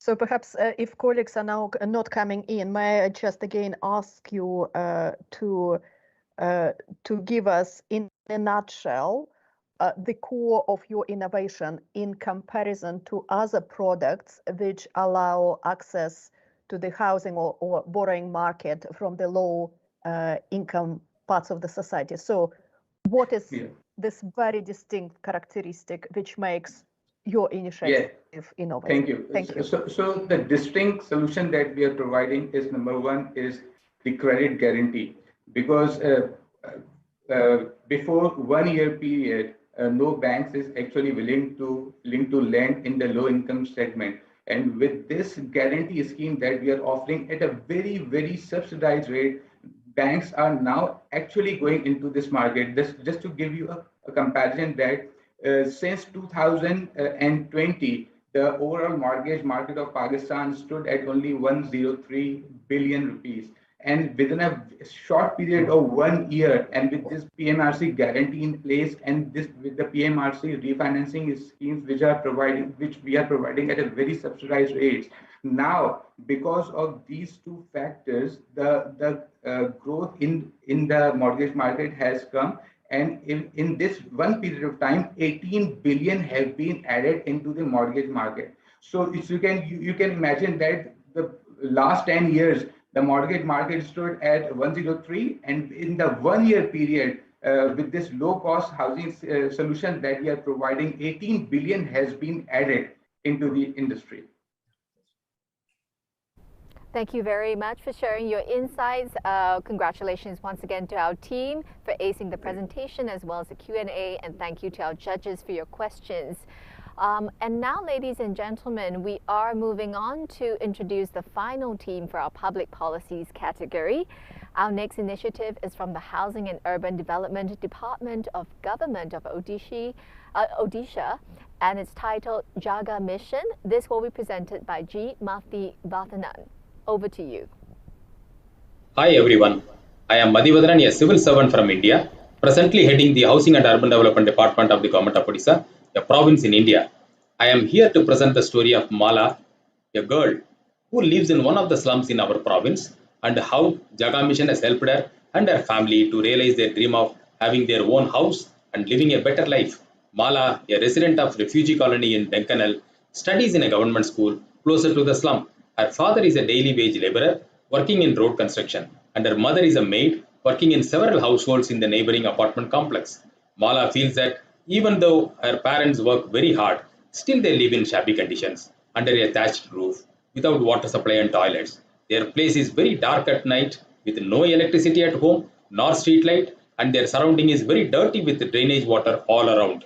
Her mother always fears that their houses will be demolished any day, as they are constantly harassed by city officials who see them as encroachers and threaten to evict them by bulldozing their homes. This is not just the story of Mala and her family, but the story of 1.7 million slum dwellers living across 114 cities of Odisha, constituting 25% of the urban population. These slum dwellers are the ones who construct our roads and buildings and make the city run. Should they be treated as encroachers and be evicted? Or should we recognize their indispensable role in the functioning of our cities? Odisha, under the visionary leadership of its Chief Minister, Mr. Naveen Patnaik, decided to recognize the slum dwellers and empower them. Thus, Jaga Mission was launched to grant land rights to slum dwellers and to transform the slums into livable habitats.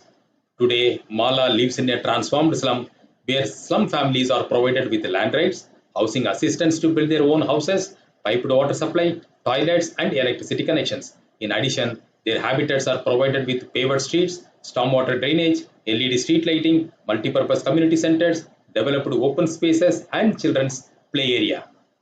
175,000 slum families are already provided with land rights. 550 slums in 28 cities have already been transformed into livable habitats within 7 months of pilot phase. Currently, the process is scaled up to cover all the slums across all 114 cities, which is expected to be completed before December 2022. Jaga Mission adopts a hybrid model of use of modern technology and community participation. Drones were used for geospatial mapping of slum areas. Slum dwellers organized into Slum Dweller Association and engaged in the slum upgradation program to ensure that community participation and community ownership of the entire process. Community participation is at the core of Jaga Mission. Mala and her family were involved at each stage of the program, starting from the identification of infrastructure needs and gaps to the execution of work in the slums. Combining the use of modern technology and community partnership has become the recipe for achieving dispute-free and litigation-free implementation. During COVID pandemic, the state rolled out Urban Wage Employment Initiative to provide wage employment to the urban poor. The Slum Dweller Association executed the work instead of the contractors, which helped build community resilience. It provided direct support to the slum dwellers, which helped Mala and her family to earn enough to sustain their livelihoods. Jaga Mission strives to transform all 2,936 slums across the state into livable habitats, thus leaving no one behind. The transformation of these habitats has ensured that Mala and the million-plus slum dwellers now have access to safe water and sanitation, inclusive opportunities for economic growth, gender equality, and reduced socioeconomic inequities and housing tenure. All these collectively lead to an improved quality of life, creating inclusive and sustainable cities for Mala and her fellow slum dwellers, thus helping the urban poor break free from the poverty trap. As the world's largest slum titling and upgrading program, Jaga Mission demonstrates that recognizing the slum dwellers and empowering them is the way forward to take on the challenges of urban poverty rather than treating them as encroachers and neglecting them. As part of phase 3, Jaga Mission is now stepping into skilling and employment of slum dwellers, strengthening of the institutions and slum proofing the cities. We invite the leaders in this forum to come and join us in this transformative journey. We value our partners and dedicate our success to the people and the partners. Thank you. Thank you very much. That was Jaga Mission and the presentation. Now, ladies and gentlemen, we will be starting our 5-minute question and answer with our team. Our judges will be giving the scoring as they ask the questions, and our audience voting is also open to you. Please access this by scanning the QR code. Now, joining us in this question and answer is Shangramjit Naik and G. Mafti Vathanan, who will be taking questions from our judges. Let's begin our question and answer. Over to you. Thank you very much for that excellent presentation. I'd like to ask about the critical factors for replicability in other countries, because I think it's been proven to be replicable in India because there are others that are taking it on. Thank you. Yeah, when we talk about the replicability, the beauty lies in the simple core principles. The simple core principle is that you have to involve the community. The slum, we believe it's not an intervention just to improve their livelihood. It is the empowerment of the slum dwellers. That empowerment happens in through various interventions. First, we started with the individual families, the land rights. The slum has been first recognized. So far, the approach has been ignore them, treat them as encroacher. So not recognizing their valuable contribution in building the city and running the city. That change in the mindset, which we brought in for the first time through a landmark legislation called the Odisha Land Rights to Slum Dwellers Act. So that is that's the first step. Then we focused on the community, the habitat. First intervention was land rights, then the housing assistance. The second thing is that once you give them the land tenure security, once you give them the access to financial assistance to build their own home, then you focus on the surroundings, focus on the habitat, how they live, the water supply, access to clean, safe water, access to toilet, access to the electricity connections, then their surrounding, the road, the concrete road, paved road, drainage, then the multi-purpose community center, playground for the children, for the open space development for the community, because the slum dwellers have a community living. So that's then we are moving now on to the third aspect is the economic empowerment of the individual families as well as the community, the skilling component, creating more employment avenues for them, creating opportunities, and then trying to integrate the slum with the city fabric. Slum cannot be an isolated island areas of development. It has to be part and parcel of the city. It has to be integrated within the city fabric. So how do you, the road grids have to be connected to the city road grids, so that the outside the slum dwellers come inside, and these slum dwellers will have access to outside, so that the city lives as a kind of integrated society. So that's what the approach has been. So these are the basic things we are focusing, and we are creating a successful model, not in one city, not in one slum, across the state, covering all the 114 cities, covering all the 2,936 slums. Similar approach. This is being as you said, Punjab government has been inspired, and then they have adopted this system, and they are doing successfully. And the Delhi government is trying to follow this. The other state governments are discussing with us, and we are supporting them. So the same thing can be replicated in other countries also. Wherever we have the low-income settlements, informal settlements, slums, deprived communities, the similar approach can be followed. Thank you. Thank you, colleagues. I have a two-pronged question related to the role of the private sector, please. Number one, has there been participation, particularly in the area of finance, from the private sector beyond CSR initiatives from the private company? And the second one, did you put any requirements on the type of materials which went into different elements of slum upgradation materials which are supplied by different companies or coming from different sources? The role of the private sector is, when we started the land rights, the survey, so we went for drone-based survey, unmanned aerial survey. So we engaged three private agencies to drone the entire state. And then we also have roped in the GIS, the information system.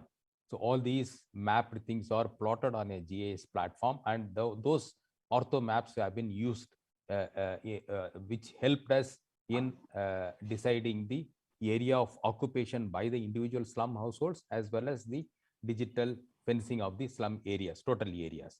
So the involvement of the private partners were in that. And later on, when the land rights were given, when the slum dwellers started taking up housing assistance, government chipped in and leveraged the existing housing schemes of the state government and the federal government. Not that every slum dweller would be eligible for government assistance. There will be some, 15-20% may not be eligible. So those, for them, the private sector chipped in, and the microfinance companies have provided microcredit for them, and they are all working. Lots of NGOs are now involved supporting these slums in the individual cities, leveraging the microcredit. So apart from that, in the slum upgradation program also, there is a role for private sector. Though the Slum Dwellers Association is working as the executant, they are executing the development projects in association with the municipal bodies, but there is a role for the private sector. The roads are converted to paved roads, the paved blocks are procured. Though the local paver block making organizations, companies are now rejuvenated, they are investing, and then they are supplying the materials. The individual, we are providing access to individual household toilet, constructing toilet, water supply. So this has actually rejuvenated the local industry, local trade and commerce, especially during the COVID times, when the business was low, when the economic activities have gone down. This massive upgradation of slums in the state and pumping enough money, so that has actually rejuvenated the local industry and the trade. All right. Thank you very much for sharing that insight. I can tell that we have lots of passion coming into this game, and I wish all our teams the very best. Thank you once again to our judges and to our teams for bringing their best game into this awards. Now, it's great to see so many impactful public policy initiatives. This also rounds up our second category, public policies. At this juncture, ladies and gentlemen, we can go for a 10-minute break. But in the meantime, don't forget to vote for your favorite pitches using the QR code. And for now, I'll leave you to view once again our esteemed judges that have helped to shortlist our finalists out of more than 50 submissions. See you back shortly.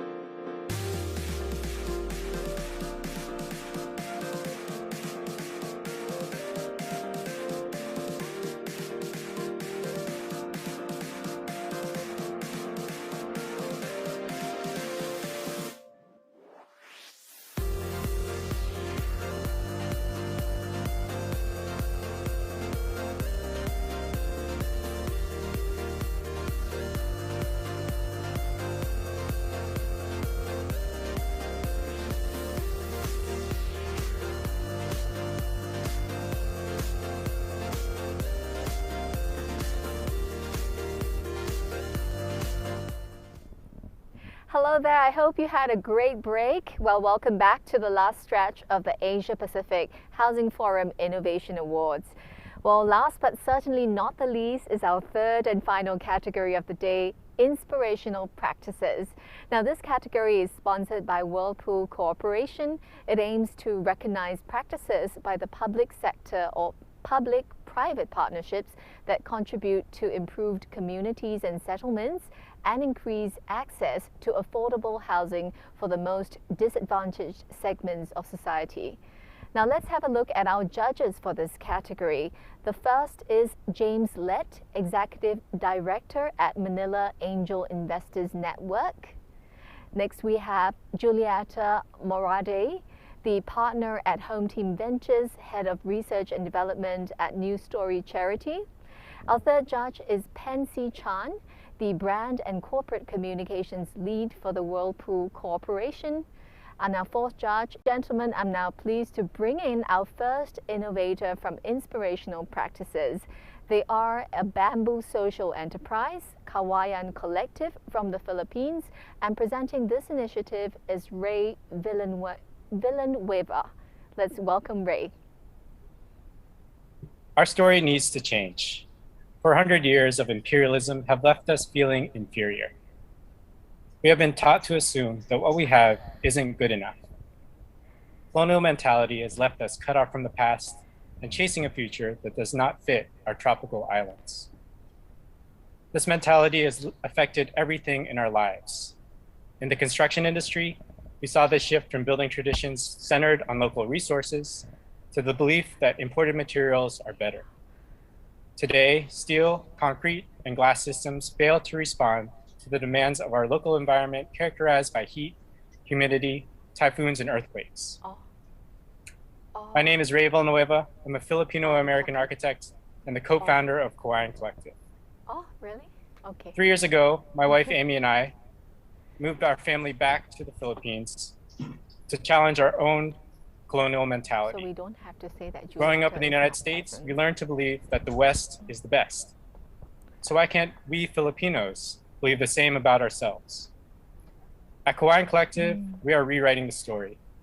We believe all Filipinos are smart, strong, and valuable, and that our culture, our people, and our land make us globally competitive. In our story, local and undervalued bamboo is the hero. Versatility, sustainability, and strength are its superpowers. Here to fight climate change and preserve Filipino culture by challenging the one-size-fits-all mentality of global development.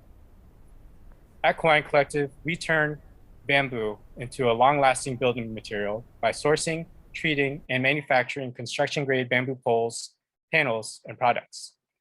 Today, there are two prevailing views of bamboo. The material has achieved luxury status for the upper classes, but in the rural areas, bamboo continues to be a poor man's material. The thing that makes Kawayan Collective different is our focus on the middle market. Increasing accessibility and affordability is our mission, while complying with international grading standards to assure our product is the highest quality. By ensuring quality and durability, we believe that bamboo is the solution to the housing crisis. Since 2019, we have treated enough bamboo for over 200 homes, processing over 20,000 treated bamboo poles. Just last month, we finished our first cement bamboo frame model house to show our community an affordable and durable alternative to the concrete hollow block house. Our goal is to build more homes, make our plans open source, and offer training to builders to spread knowledge and get as many people as possible building with bamboo. In order to scale impact, we work with partners like national NGO Base Baha'i Foundation, who has already built over 1,000 bamboo homes nationwide with contracts for at least 10,000 more in the next 5 years. We are proud to share this vision that all Filipinos are entitled to safe and durable homes.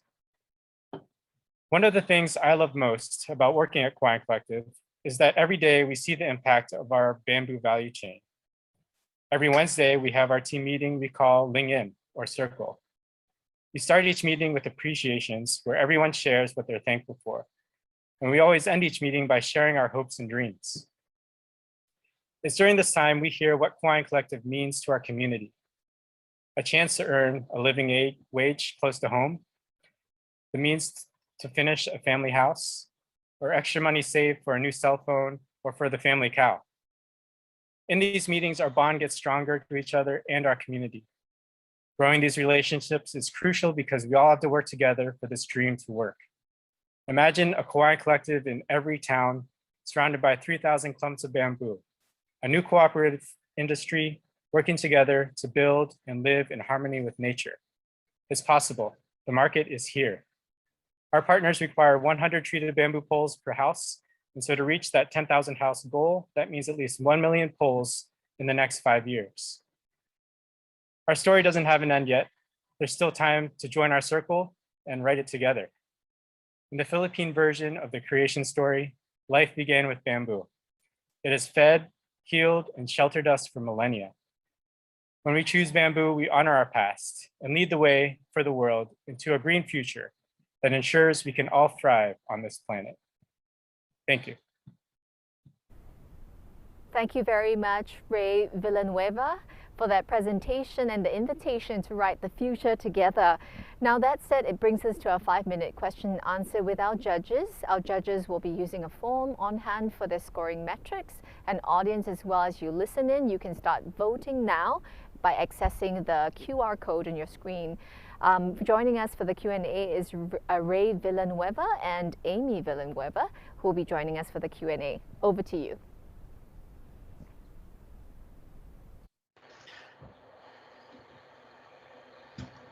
Thank you for that, Ray and Amy. I'll jump in since no one wants to. You mentioned that your key objectives is obviously access and affordability, which is today is all about inspiring that.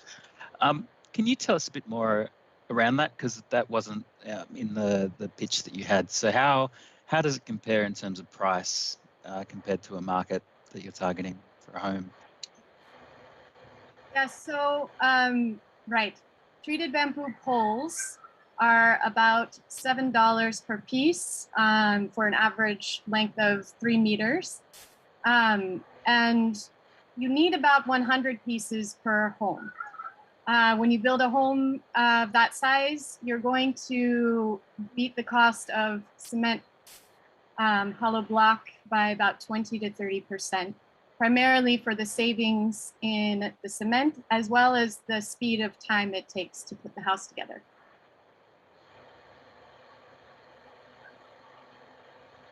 Perhaps I can enter next. Thank you for very inspirational practice. I am wondering, how do you see the sustainability of supply, in this particular case of bamboo, in terms of sourcing as well as quality of materials? Because clearly certain processes should be applied to make the bamboo fungi, etc. free. So what is your use of chemicals, sustainability of ecosystems from principles from which bamboo is coming? If you could just comment on this, please. Thank you. Yes. Okay, I'll try to be brief. But yes, we have a local supply of probably 10,000 clumps within a 20-kilometer radius of our treatment facility. And this is all wild stock. It's not plantations. This is endemic Philippine bamboo. And from the last 3 years of operating, we've realized that we can sustainably harvest from this stock at the rate of about 10,000 poles a year or 100 houses. So it's encouraging to see that a microprocessor like ours can be set up as quickly as it can and ready to serve the local market. Yeah. As to the treatment, do you want to speak to the treatment? Sure. Our treatment process is 3 weeks long, and it's been researched in depth. So we have a process that involves washing, drying, and treating. Our chemical, we have a couple that we use. One is prescribed by our partner, but the other one is also used worldwide. It's a boric acid, borax chemical. And there's no way, the most important thing is there's no waste. All of our treatment is drip dried above the tank so that any solution that is not absorbed into the pole is dripped into the tank itself. And so to date, 3 years in, we have never had to throw away any chemical. And so that's kind of where we go from. Typically, a bamboo supplier will have to treat a bamboo and then kind of dispose of their chemical into the environment, which is a problem. Just a question on, thank you for the very interesting presentation. I was wondering, how do you reach out to the households? How do you promote this technology that you're using for constructing the houses? Thank you. Yeah. So our primary business is as a supplier. We're not necessarily constructing the homes. So our first focus is on those who are building with bamboo or not yet. So our professional designers, engineers, contractors. And so we're approaching them with the cost savings information and the training to be able to build with cement bamboo frame. Yes, if that helps.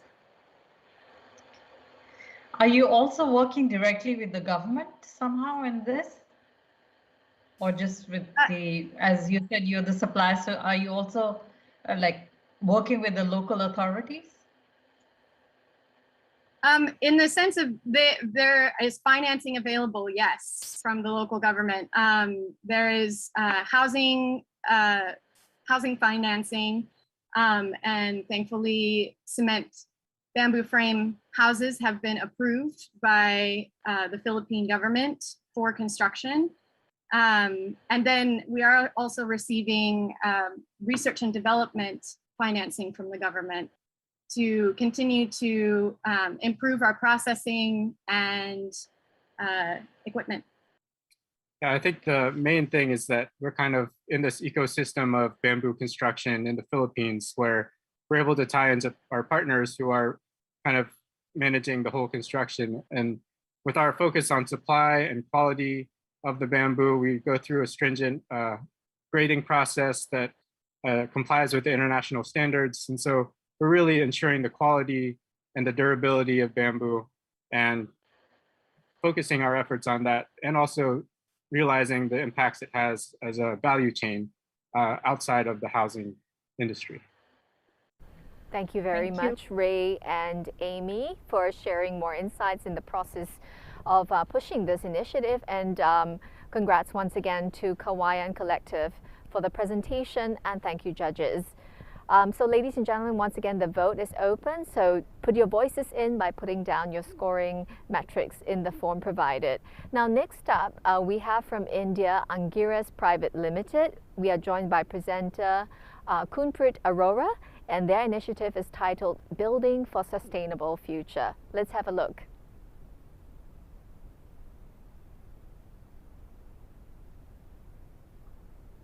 Hi, hope you all are fit and fine. My name is Kunchprit Arora. I am the co-founder at Angiras ING Private Limited. Have you ever wondered what happened to the waste you threw out of after repairing or constructing your house or by any demolition activity? It just end up either in roadside or in empty plots like this. India alone generates more than 200 million tons of C&D waste, which contributes to the 20% of the total solid waste generated in the country. Surprisingly, only 1% of it gets recycled, and 70% of it is just masonry or brick waste, which comes from the natural extraction of river gravel, soil mining, and bedrock. But we have a solution to recycle the waste and protect these natural resources. At Angiras, we collect the C&D waste and other inert waste from the dumping yard and brought it to our recycling facility, where these waste are converted into low-cost building material for affordable housing solution and infrastructure development, and hence creating a circular economy. Today, not only in India but globally, there is huge requirement of affordable houses due to increase in rates of material and demand for housing. Currently, there is shortage of 12 million houses in India, and it is reported that 80% of construction work will be now carried under affordable segment and have future requirement of more than 25 million houses in next 9 years. Continuing our passionate for affordable housing, at our core we believe in 3 R's. This year we have partnered with the Udaipur Municipal Corporation to operate their C&D waste treatment plant. On this plant, we reduce the C&D waste generated in the city, recycling it into various building materials and again reusing it for the construction activity. It has the capacity of 50 ton per day, but as of now, on an average, we could recycle 20 ton per day of waste and provide the material at 20 to 30% cheaper rates compared to the market price. On this plant, we make tested and proven all different size of recycled aggregates for different purpose: sand, bricks, paper blocks, and reclaimed bricks. These have been also tested by a third-party L&T laboratory. In one of our products, we also have replaced the cement with the plastic waste to make it more durable and lighter in weight. As tested by the government accredited laboratory, it has achieved the compressive strength of 10 megapascal, which is equivalent to the high-class brick, and water absorption just 4%, which protects the wall from dampness and wall crust for our end users. During pandemic and post-pandemic, many people lost their homes and livelihood. Our beneficiaries are mainly poor urban, migrants and villagers to whom we provide low-cost and good quality building material, helping them with housing loan from the government and other agencies, and provide an affordable and safe living space. The other group is institutes and government authorities. We help them in recycling this waste into building material for affordable housing solution and schemes and community infrastructure development, and as providing development within sustainability. And we are proud to say that our initiative aligns with the 6 UN Sustainable Development Goals out of 17. So far, we have secured the C&D waste treatment plant to recycle the waste generated in the city, and we have made the sales for the low-cost building materials to the villagers and for infrastructure development to the L&T Udaipur. Our next goal is to target the city with such plants and recycle the waste building materials to fulfill the local demand for affordable housing projects. There are as of now 13 such plants and 53 more to come. And as according to the C&D waste rule of 2016 and 17, the government has made it compulsory to use at least 20% of it in their projects and encourage other contractors as well. We plan to target the customer and stakeholders through the partnership, builders network, and outreach and campaigns. In just 3 months, we have recycled more than 200 tons of C&D waste, created job opportunities to 5 to 6 families, and have cleaned around 6 acres of land and habitat saved, without creating any harm to the soil, river bedrock, which result in deforestation. We are the team of civil engineers with hands of experience and a clear vision, mentors who themselves are serial entrepreneurs and come with the research and business expertise. We have L&T and Udaipur Municipal Corporation as one of our users and partners, and are backed by IIM Kolkata Innovation Park and Brigade REAP in the real estate sector. At last, I would say that we are on a mission of improving the world by recycling the waste, generating the employment, and providing affordable living spaces brick by brick, and look forward for your support. Thank you. Thank you. Improving the world brick by brick. And that was the presentation bit of things. Now we're going to move into the 5-minute question and answer without judges. Our judges will be asking questions and scoring our teams as well. Audience, your voting now begins. It's open. You can access this by scanning the QR code. So bring back our presenters or question and answer segment. We have Kunprit Arora as well as Lokesh Puri Goswami to join us for the question and answer segment. I'll now hand the time over to you. You're live.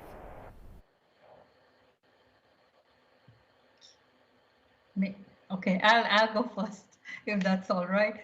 Thank you very much for a very interesting presentation. And C&D waste is really a big issue of environmental concern, especially in a country like India. So I'm wondering, you started this with Udaipur, but are there any sort of plans to scale it up and take it to other cities or other states in India? Has there been any discussion along those lines? Thank you. Yeah. So right now we have experience of last 3 to 4 months, and now we know how this C&D waste generated and how we can recycle this material. So based on this experience, yeah, we are also looking for other plants where we can deploy our technology. And meanwhile, we are also developing other products. Like earlier, we were doing just recycled aggregates. Now we are making a brick which is made out of the plastic waste and the construction waste, which goes into the industry again. So yeah, we are working on these waste material and making them into the products. Sorry, just a follow-up question. Are you also working very closely with the local government on this? Yes.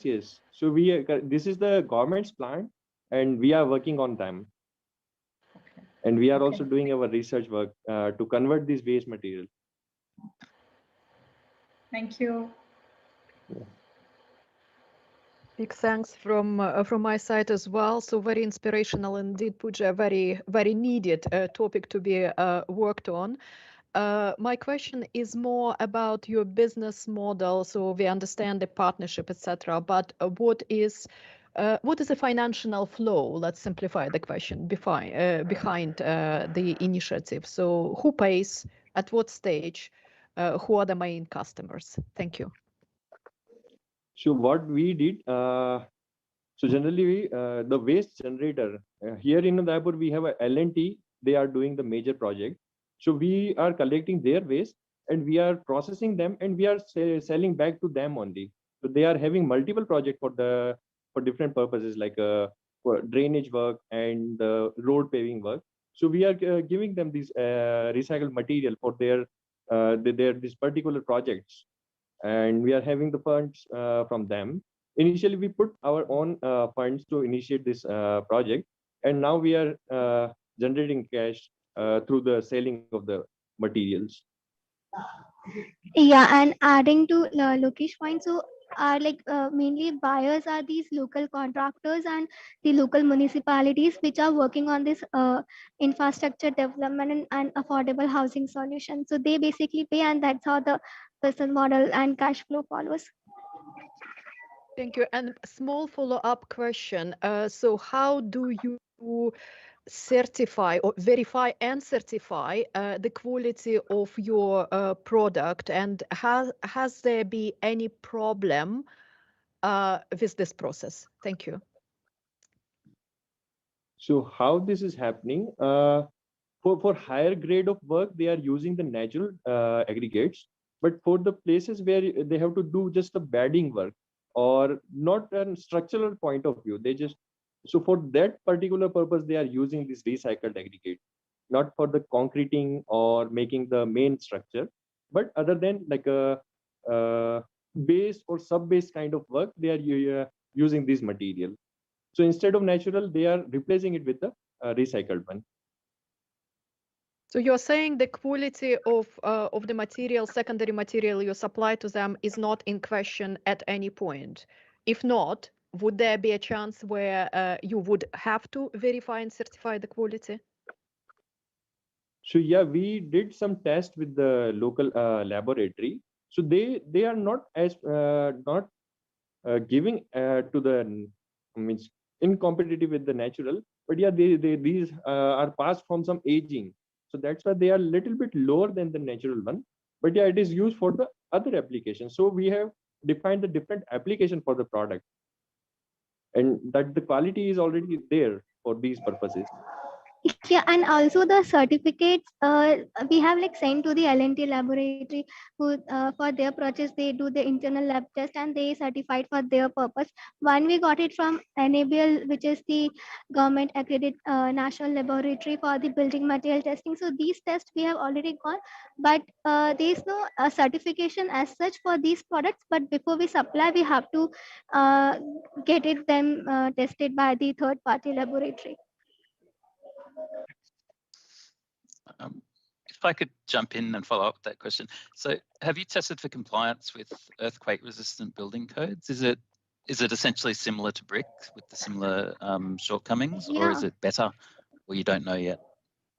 Yeah, I mean, definitely the test that has been performed internally and by via third party laboratory is being based upon the Indian standard codes, which is given by the central government, and the bricks that we have shown in the video is also being tested by the government laboratory, where it has achieved the equivalent properties, which is equivalent to the high class clay bricks in India.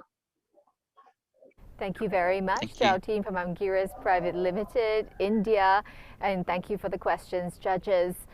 Now, ladies and gentlemen, we are now going to our next initiative.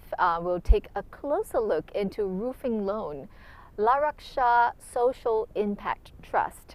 And presenting this is A. Ramesh Kumar as well as Usha Ramesh Kumar. I'll now hand the time over to our team.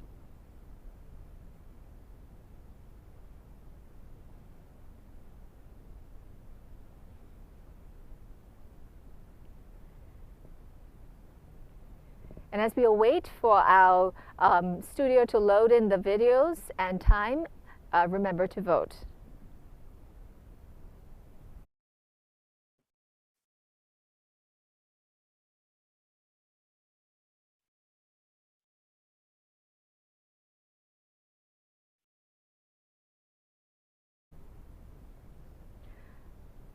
The time is now over to you, teams. You may begin. Good morning, everyone. I'm Usha Ramesh Kumar, representing Laraksha Social Impact Trust. Today, we are presenting to you Laraksha Roofing Loan Initiative. As you all know, the Tamil Nadu, which is a coastal region of southern part of India, is always prone to severe cyclones.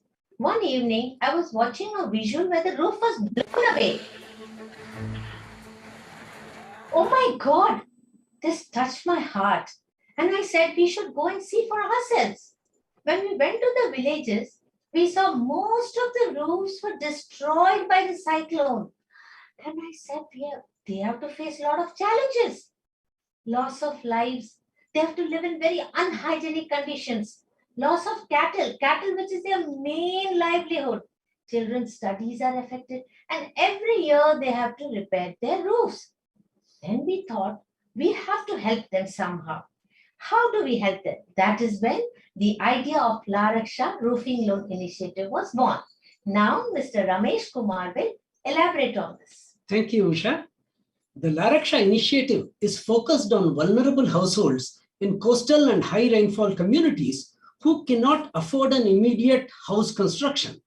So they fall between two stools of free housing and housing loan eligibility. We use the instrument of shelter upgradation through replacement of the roof and consequently address multiple issues of safety, health, education, and social and economic well-being. The solution, though provided by a lender, is a holistic response to the multitude of problems. We have a package of interventions. On the financial side, we have introduced a new product into the financial ecosystem, which is a crying need. We have innovated a small, affordable housing loan. We have helped them save on annual repairs to the roofs and thus helped prevent them slipping below the poverty line. On the technical side, we have provided free assessment and technical inputs through our in-house civil engineer. We have provided training to the local masons and fabricators on improved techniques for cyclone-proof roof construction. On the knowledge side, we have created awareness on disaster resilient, sustainable roofing, and awareness on new improved roofing materials in the market. The project is a scientifically designed 3-year project with an initial field survey in July 2018, the loan product design workshop in June 2019, launch of the pilot in August 19, and completion in March 2021. The impact has been tremendous. We have seen improvement in safety and security of the householders. We have seen improvement in health and education of the family members. We have seen, importantly, the ability to service the EMIs largely with the savings on annual roof repairs and thus create a new asset. The most heartening impact has been the improvement in self-esteem and social standing of the beneficiaries. Look at their body language before and after the roofing loan intervention. Look at the improved confidence of Pakiriyamal. Look at their deportment. This transformation has been tremendous. We have also created a technology demonstrator on Laraksha farm for new roofing materials such as Smart Roof, which is a sandwich metal roofing. We have also created awareness on improved techniques for cyclone-proof and weather-resistant roof building. We have supported 8 sustainable development goals through our initiative, primarily creation of a sustainable coastal community through shelter upgradation, helping gender equality through women-focused lending, reducing the inter-se inequalities within the community through helping the vulnerable households, supporting industry innovation through introduction of new roofing materials, supporting responsible consumption through encouraging eco-friendly roofing, reduction in poverty, improvement in health and well-being of the householders, and supporting life on land through supporting animals. We have created tremendous synergies through this partnership with TCIS, an international organization, with innovators in roofing materials, with local masons and fabricators who have been specially trained, with grassroots NGOs who have brought these households to us, and Laraksha, an innovative lender, bringing this entire ecosystem together to the vulnerable households. The project lends itself to tremendous scaling up. From a pilot of just 50 households, in the next 12 months, we will move to 1,000 households. Our own study reveals that in the next 5 years, in the 3 states where Laraksha operates, there is an immediate need for 50,000 roofing interventions. Sadhan, a premier association of MFIs, has also invited us to roll out this initiative in their affordable housing project in Odisha. In addition, if we take the 79 coastal districts and 6 high rainfall hill districts in India, Laraksha can rocket to 1 million households with $1 billion outlay, and this would be tremendous. Thus, Laraksha Roofing Loan Solution is a sustainable, scalable, innovative, and holistic response to the problems of these coastal communities, and it is a win-win for the vulnerable households, for the communities, and for Laraksha. Thank you for your attention and support. Thank you very much, and sharing more details about the Laraksha roofing loan. And that said, I love a win-win story. This also brings us to a 5-minute question and answer with our judges, who will be having a form on hand and doing the scoring metrics. Our audience, as well as you listen in, voting is now open. Please access this by scanning the QR code. And now let's call upon our teams and our judges to commence the question and answer. Over to you.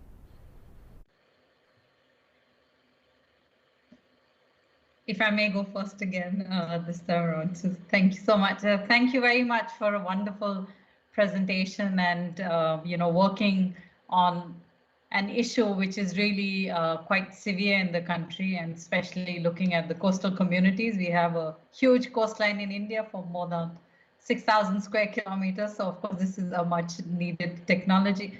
I was just wondering, when you were talking about working with the communities and the local NGOs, if you could kindly highlight how you're working with the government on this, or if you are working with the government.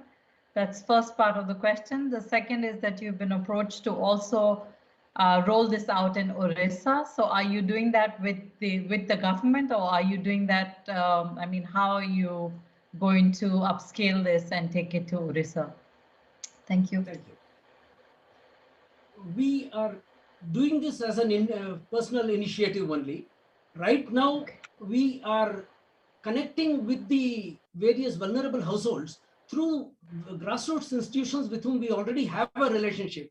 And we are building more relationships. And so we would be able to reach out because they have feet on the ground.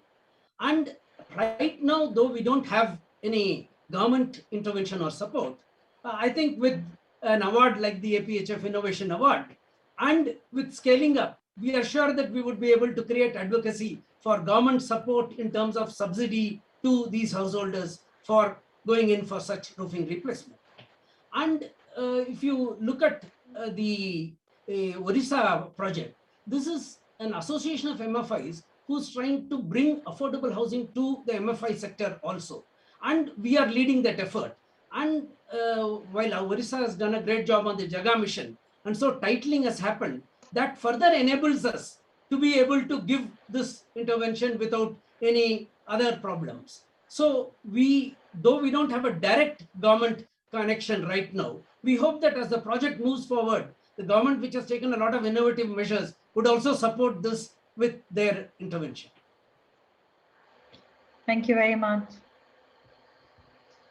I'm also very impressed by the initiatives. Clearly, you calling it holistic from your side is very justifiable. So the innovations are several level on partnerships on in the area of finance, in the area of technology. So it's all very impressive. So my question is, what set of competency in your team, because you're saying it's your personal initiative, but what set of competencies actually drive this whole initiative forward? And what are those, I would assume, not huge resources which enable you to move forward step by step, look for new partners, new finances, and new markets as well? So what do you have and what feeds you for the time being? Thank you. Thank you. Now, this team comes from a background of housing microfinance. Actually, I have innovated a lot of initiatives in the housing microfinance sector through my previous venture. And with this team, who understand both the rural clientele and the housing and shelter related problems, and having our in-house technical engineer, we have both the technical and the grassroots knowledge and the financial competence. I'm an ex-banker myself, and I have a set of bankers with me and financiers. So we have the entire knowledge and skill ecosystem to be able to deliver this project. As you rightly said, what is needed for scaling up is large amount of funding. We hope that with the increased visibility that we are getting, and with the scaling up and going forward and the success of this project, we would be able to attract a lot of funding, both in terms of equity through a corporate NBFC platform and also through debt, and be able to scale it up. We look at these goals as very visible and very doable. I'll jump in to some nitty gritty. Can you tell me what's the average loan size, what's your interest rate, and what's the default rate at the moment? Yes, we are working in the microfinance clientele sector. The interest rates are comparable to the microfinance sector. In India, they are about 25, 26. We are pitching it a little lower at 24%. And we have multiple inspections and loan utilization confirmations, etc. So our costs are much higher than microfinance. And we have a tenor of about 18 months to 30 months, on an average about 24 months. And the loan size is around 50,000 Indian rupees to 100,000 Indian rupees. That is the normal loan size. All right, thank you very much. Do we have more questions? I think we have to round up our 5 minute. Yeah, but thank you very much, judges and all team, to share with us about the Laraksha roofing loan. This has been a wonderful learning together with all of you.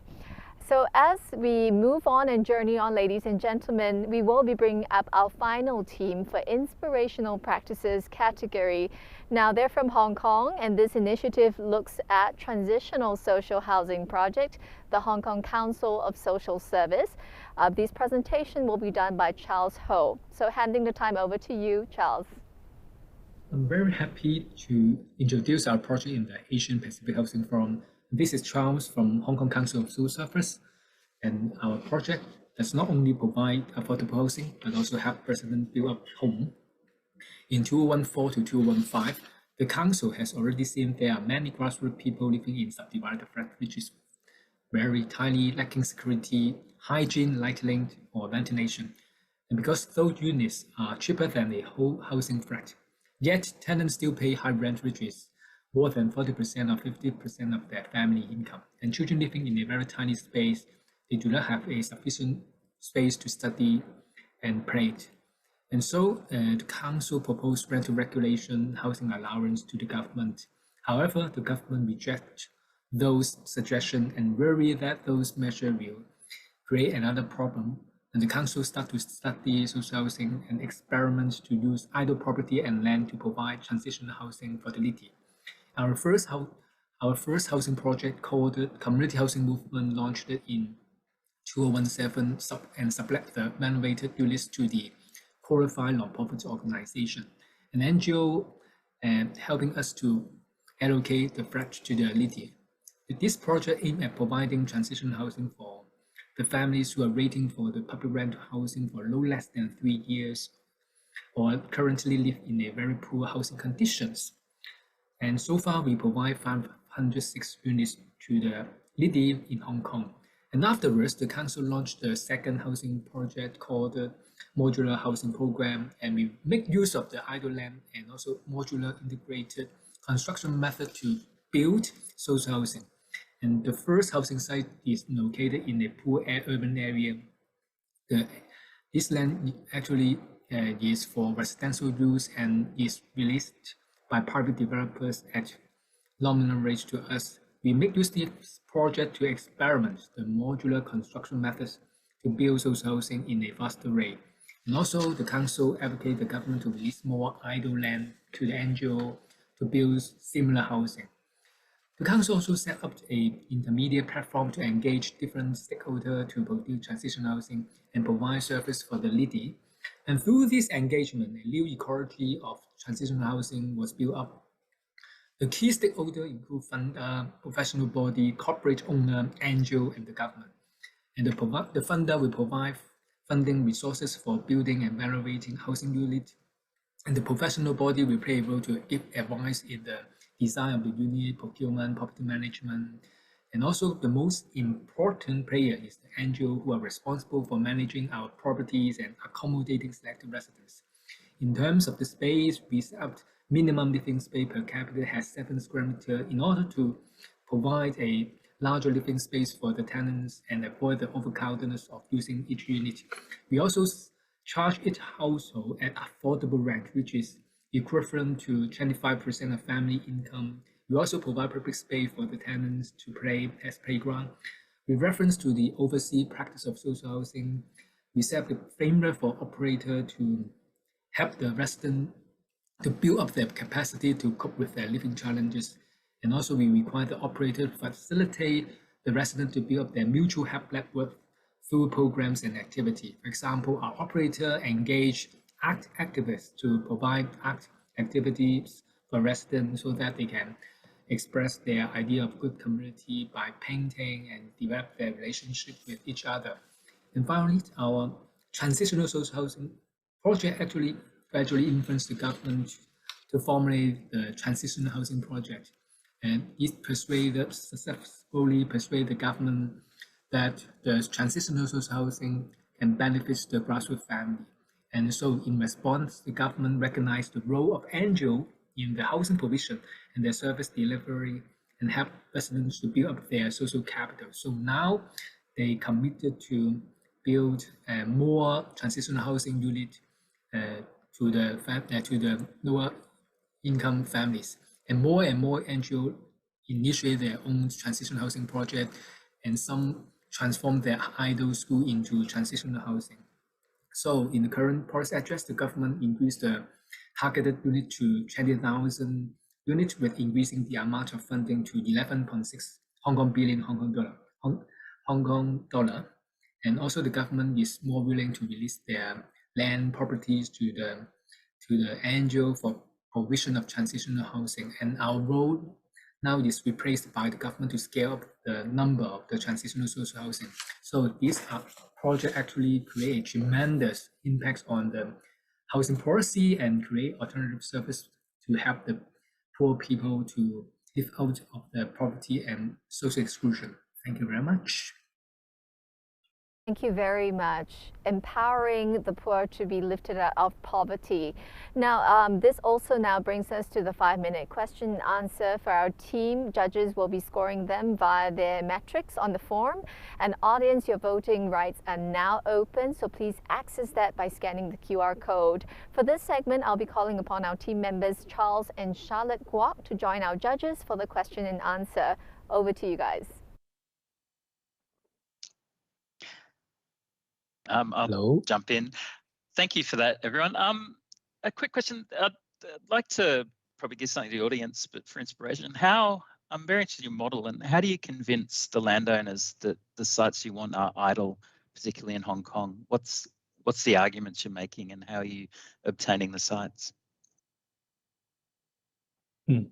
Actually, we collaborate with the government to try to persuade the private developer to release their land. Of course, we have to identify some of the idle land.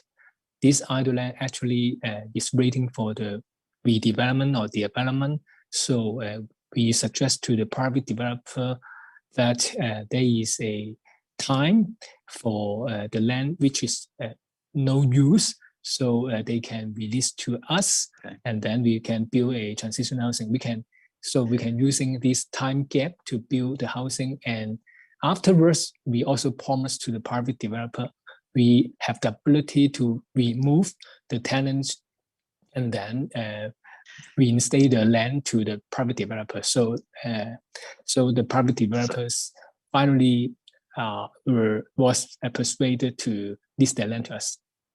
So as a quick follow-up, what's the lease length that you enter into with the developers, and what do you do with the buildings at the end of the lease? There are two types of the idle land. One is the land listed by the private developer. So the land, this idle land actually is the land will be redeveloped for permanent housing. So within this time gap, so the land to list it to us, and then after we give back to the private developer, they will build a shopping mall, permanent housing. This is one type of housing we use, and there is another type of land given by the government. Actually, there is a lot of the idle land held by the government department. They are temporarily used for construction sites. So when we identify some of the idle land, we will persuade the government to lease their official or public land to us. And this kind of the land also, the lease is around 5 years, can be renewed. And then afterwards, we give back to the land to them. They will build open space or public housing, etc.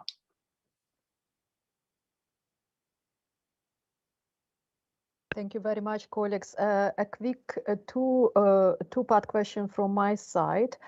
For the housing or for the construction sector in Hong Kong, I would imagine there are quite a number of regulations related to the requirements on resource and energy efficiency of the building material. So to what extent I would imagine that, of course, if you do retrofitting, you adhere to those standards, but are you trying to bring some additional standards to make these buildings more resilient and also more, for example, climate friendly? I see. Actually, my background is not a building expert, but this project is making reference to the Dutch social housing experience.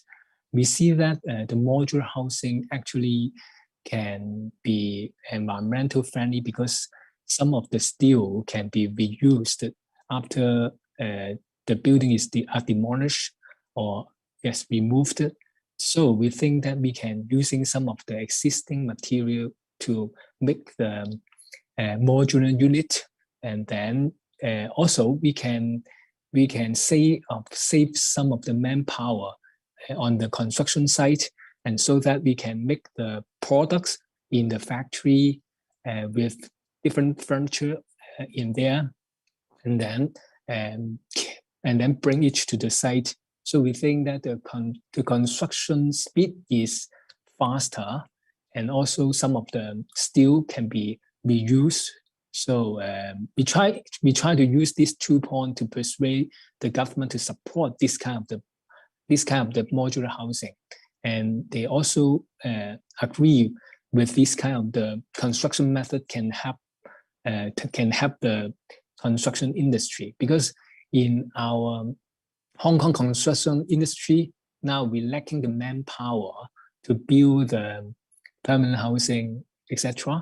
So we want to using these construction methods to build permanent housing, shopping mall, and other community facilities. Yeah. Thank you. This rounds up our 5-minute question and answer. A big thank you once again to Charles and Charlotte and our judges for giving us so much insight into each initiative. And with that, we round up our final category, the inspiration practices. I have to say good job to all our teams for pitching with your heart, and of course pitching hard as well. And I'd like to extend this time as well to our judge, perhaps to Zenaida, who has been with us on all the panels for all 3 categories, to perhaps say a closing word for today. Zenaida, over to you. Thank you very much to everybody. And let me start with one quote which I like very much. It is an ancient philosopher saying, which says that the secret of change is to focus all of your energy not on the fighting the old, but building the new. And on behalf of all of us, the team of judges for all 3 panels, I thank you, people who brought this wisdom into life. You brought forward initiatives that help the needy, bring people dignity, and also elevate resilience of the communities.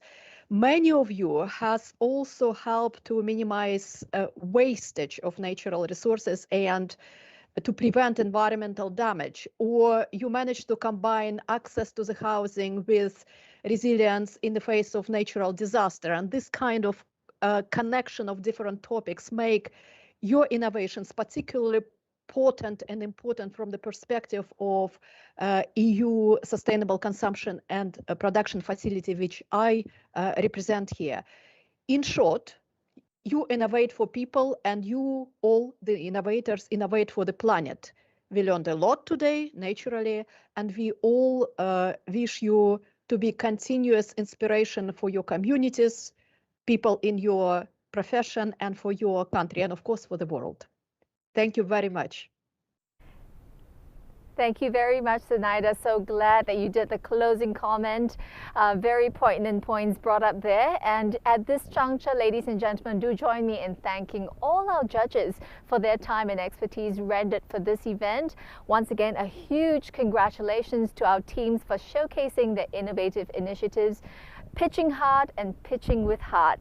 Now, we appreciate the effort and time that you put in for preparing this grand premiere. I wish you all the best of luck, and to remind you that final results from today's Innovation Awards will be announced on December 9th, 2021 during the Asia Pacific Housing Forum closing ceremony.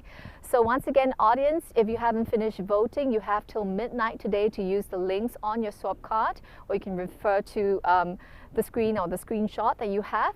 It has been such a wonderful privilege being your MC, being in the room with you. I'm Carissa, wishing you well, signing off for the day.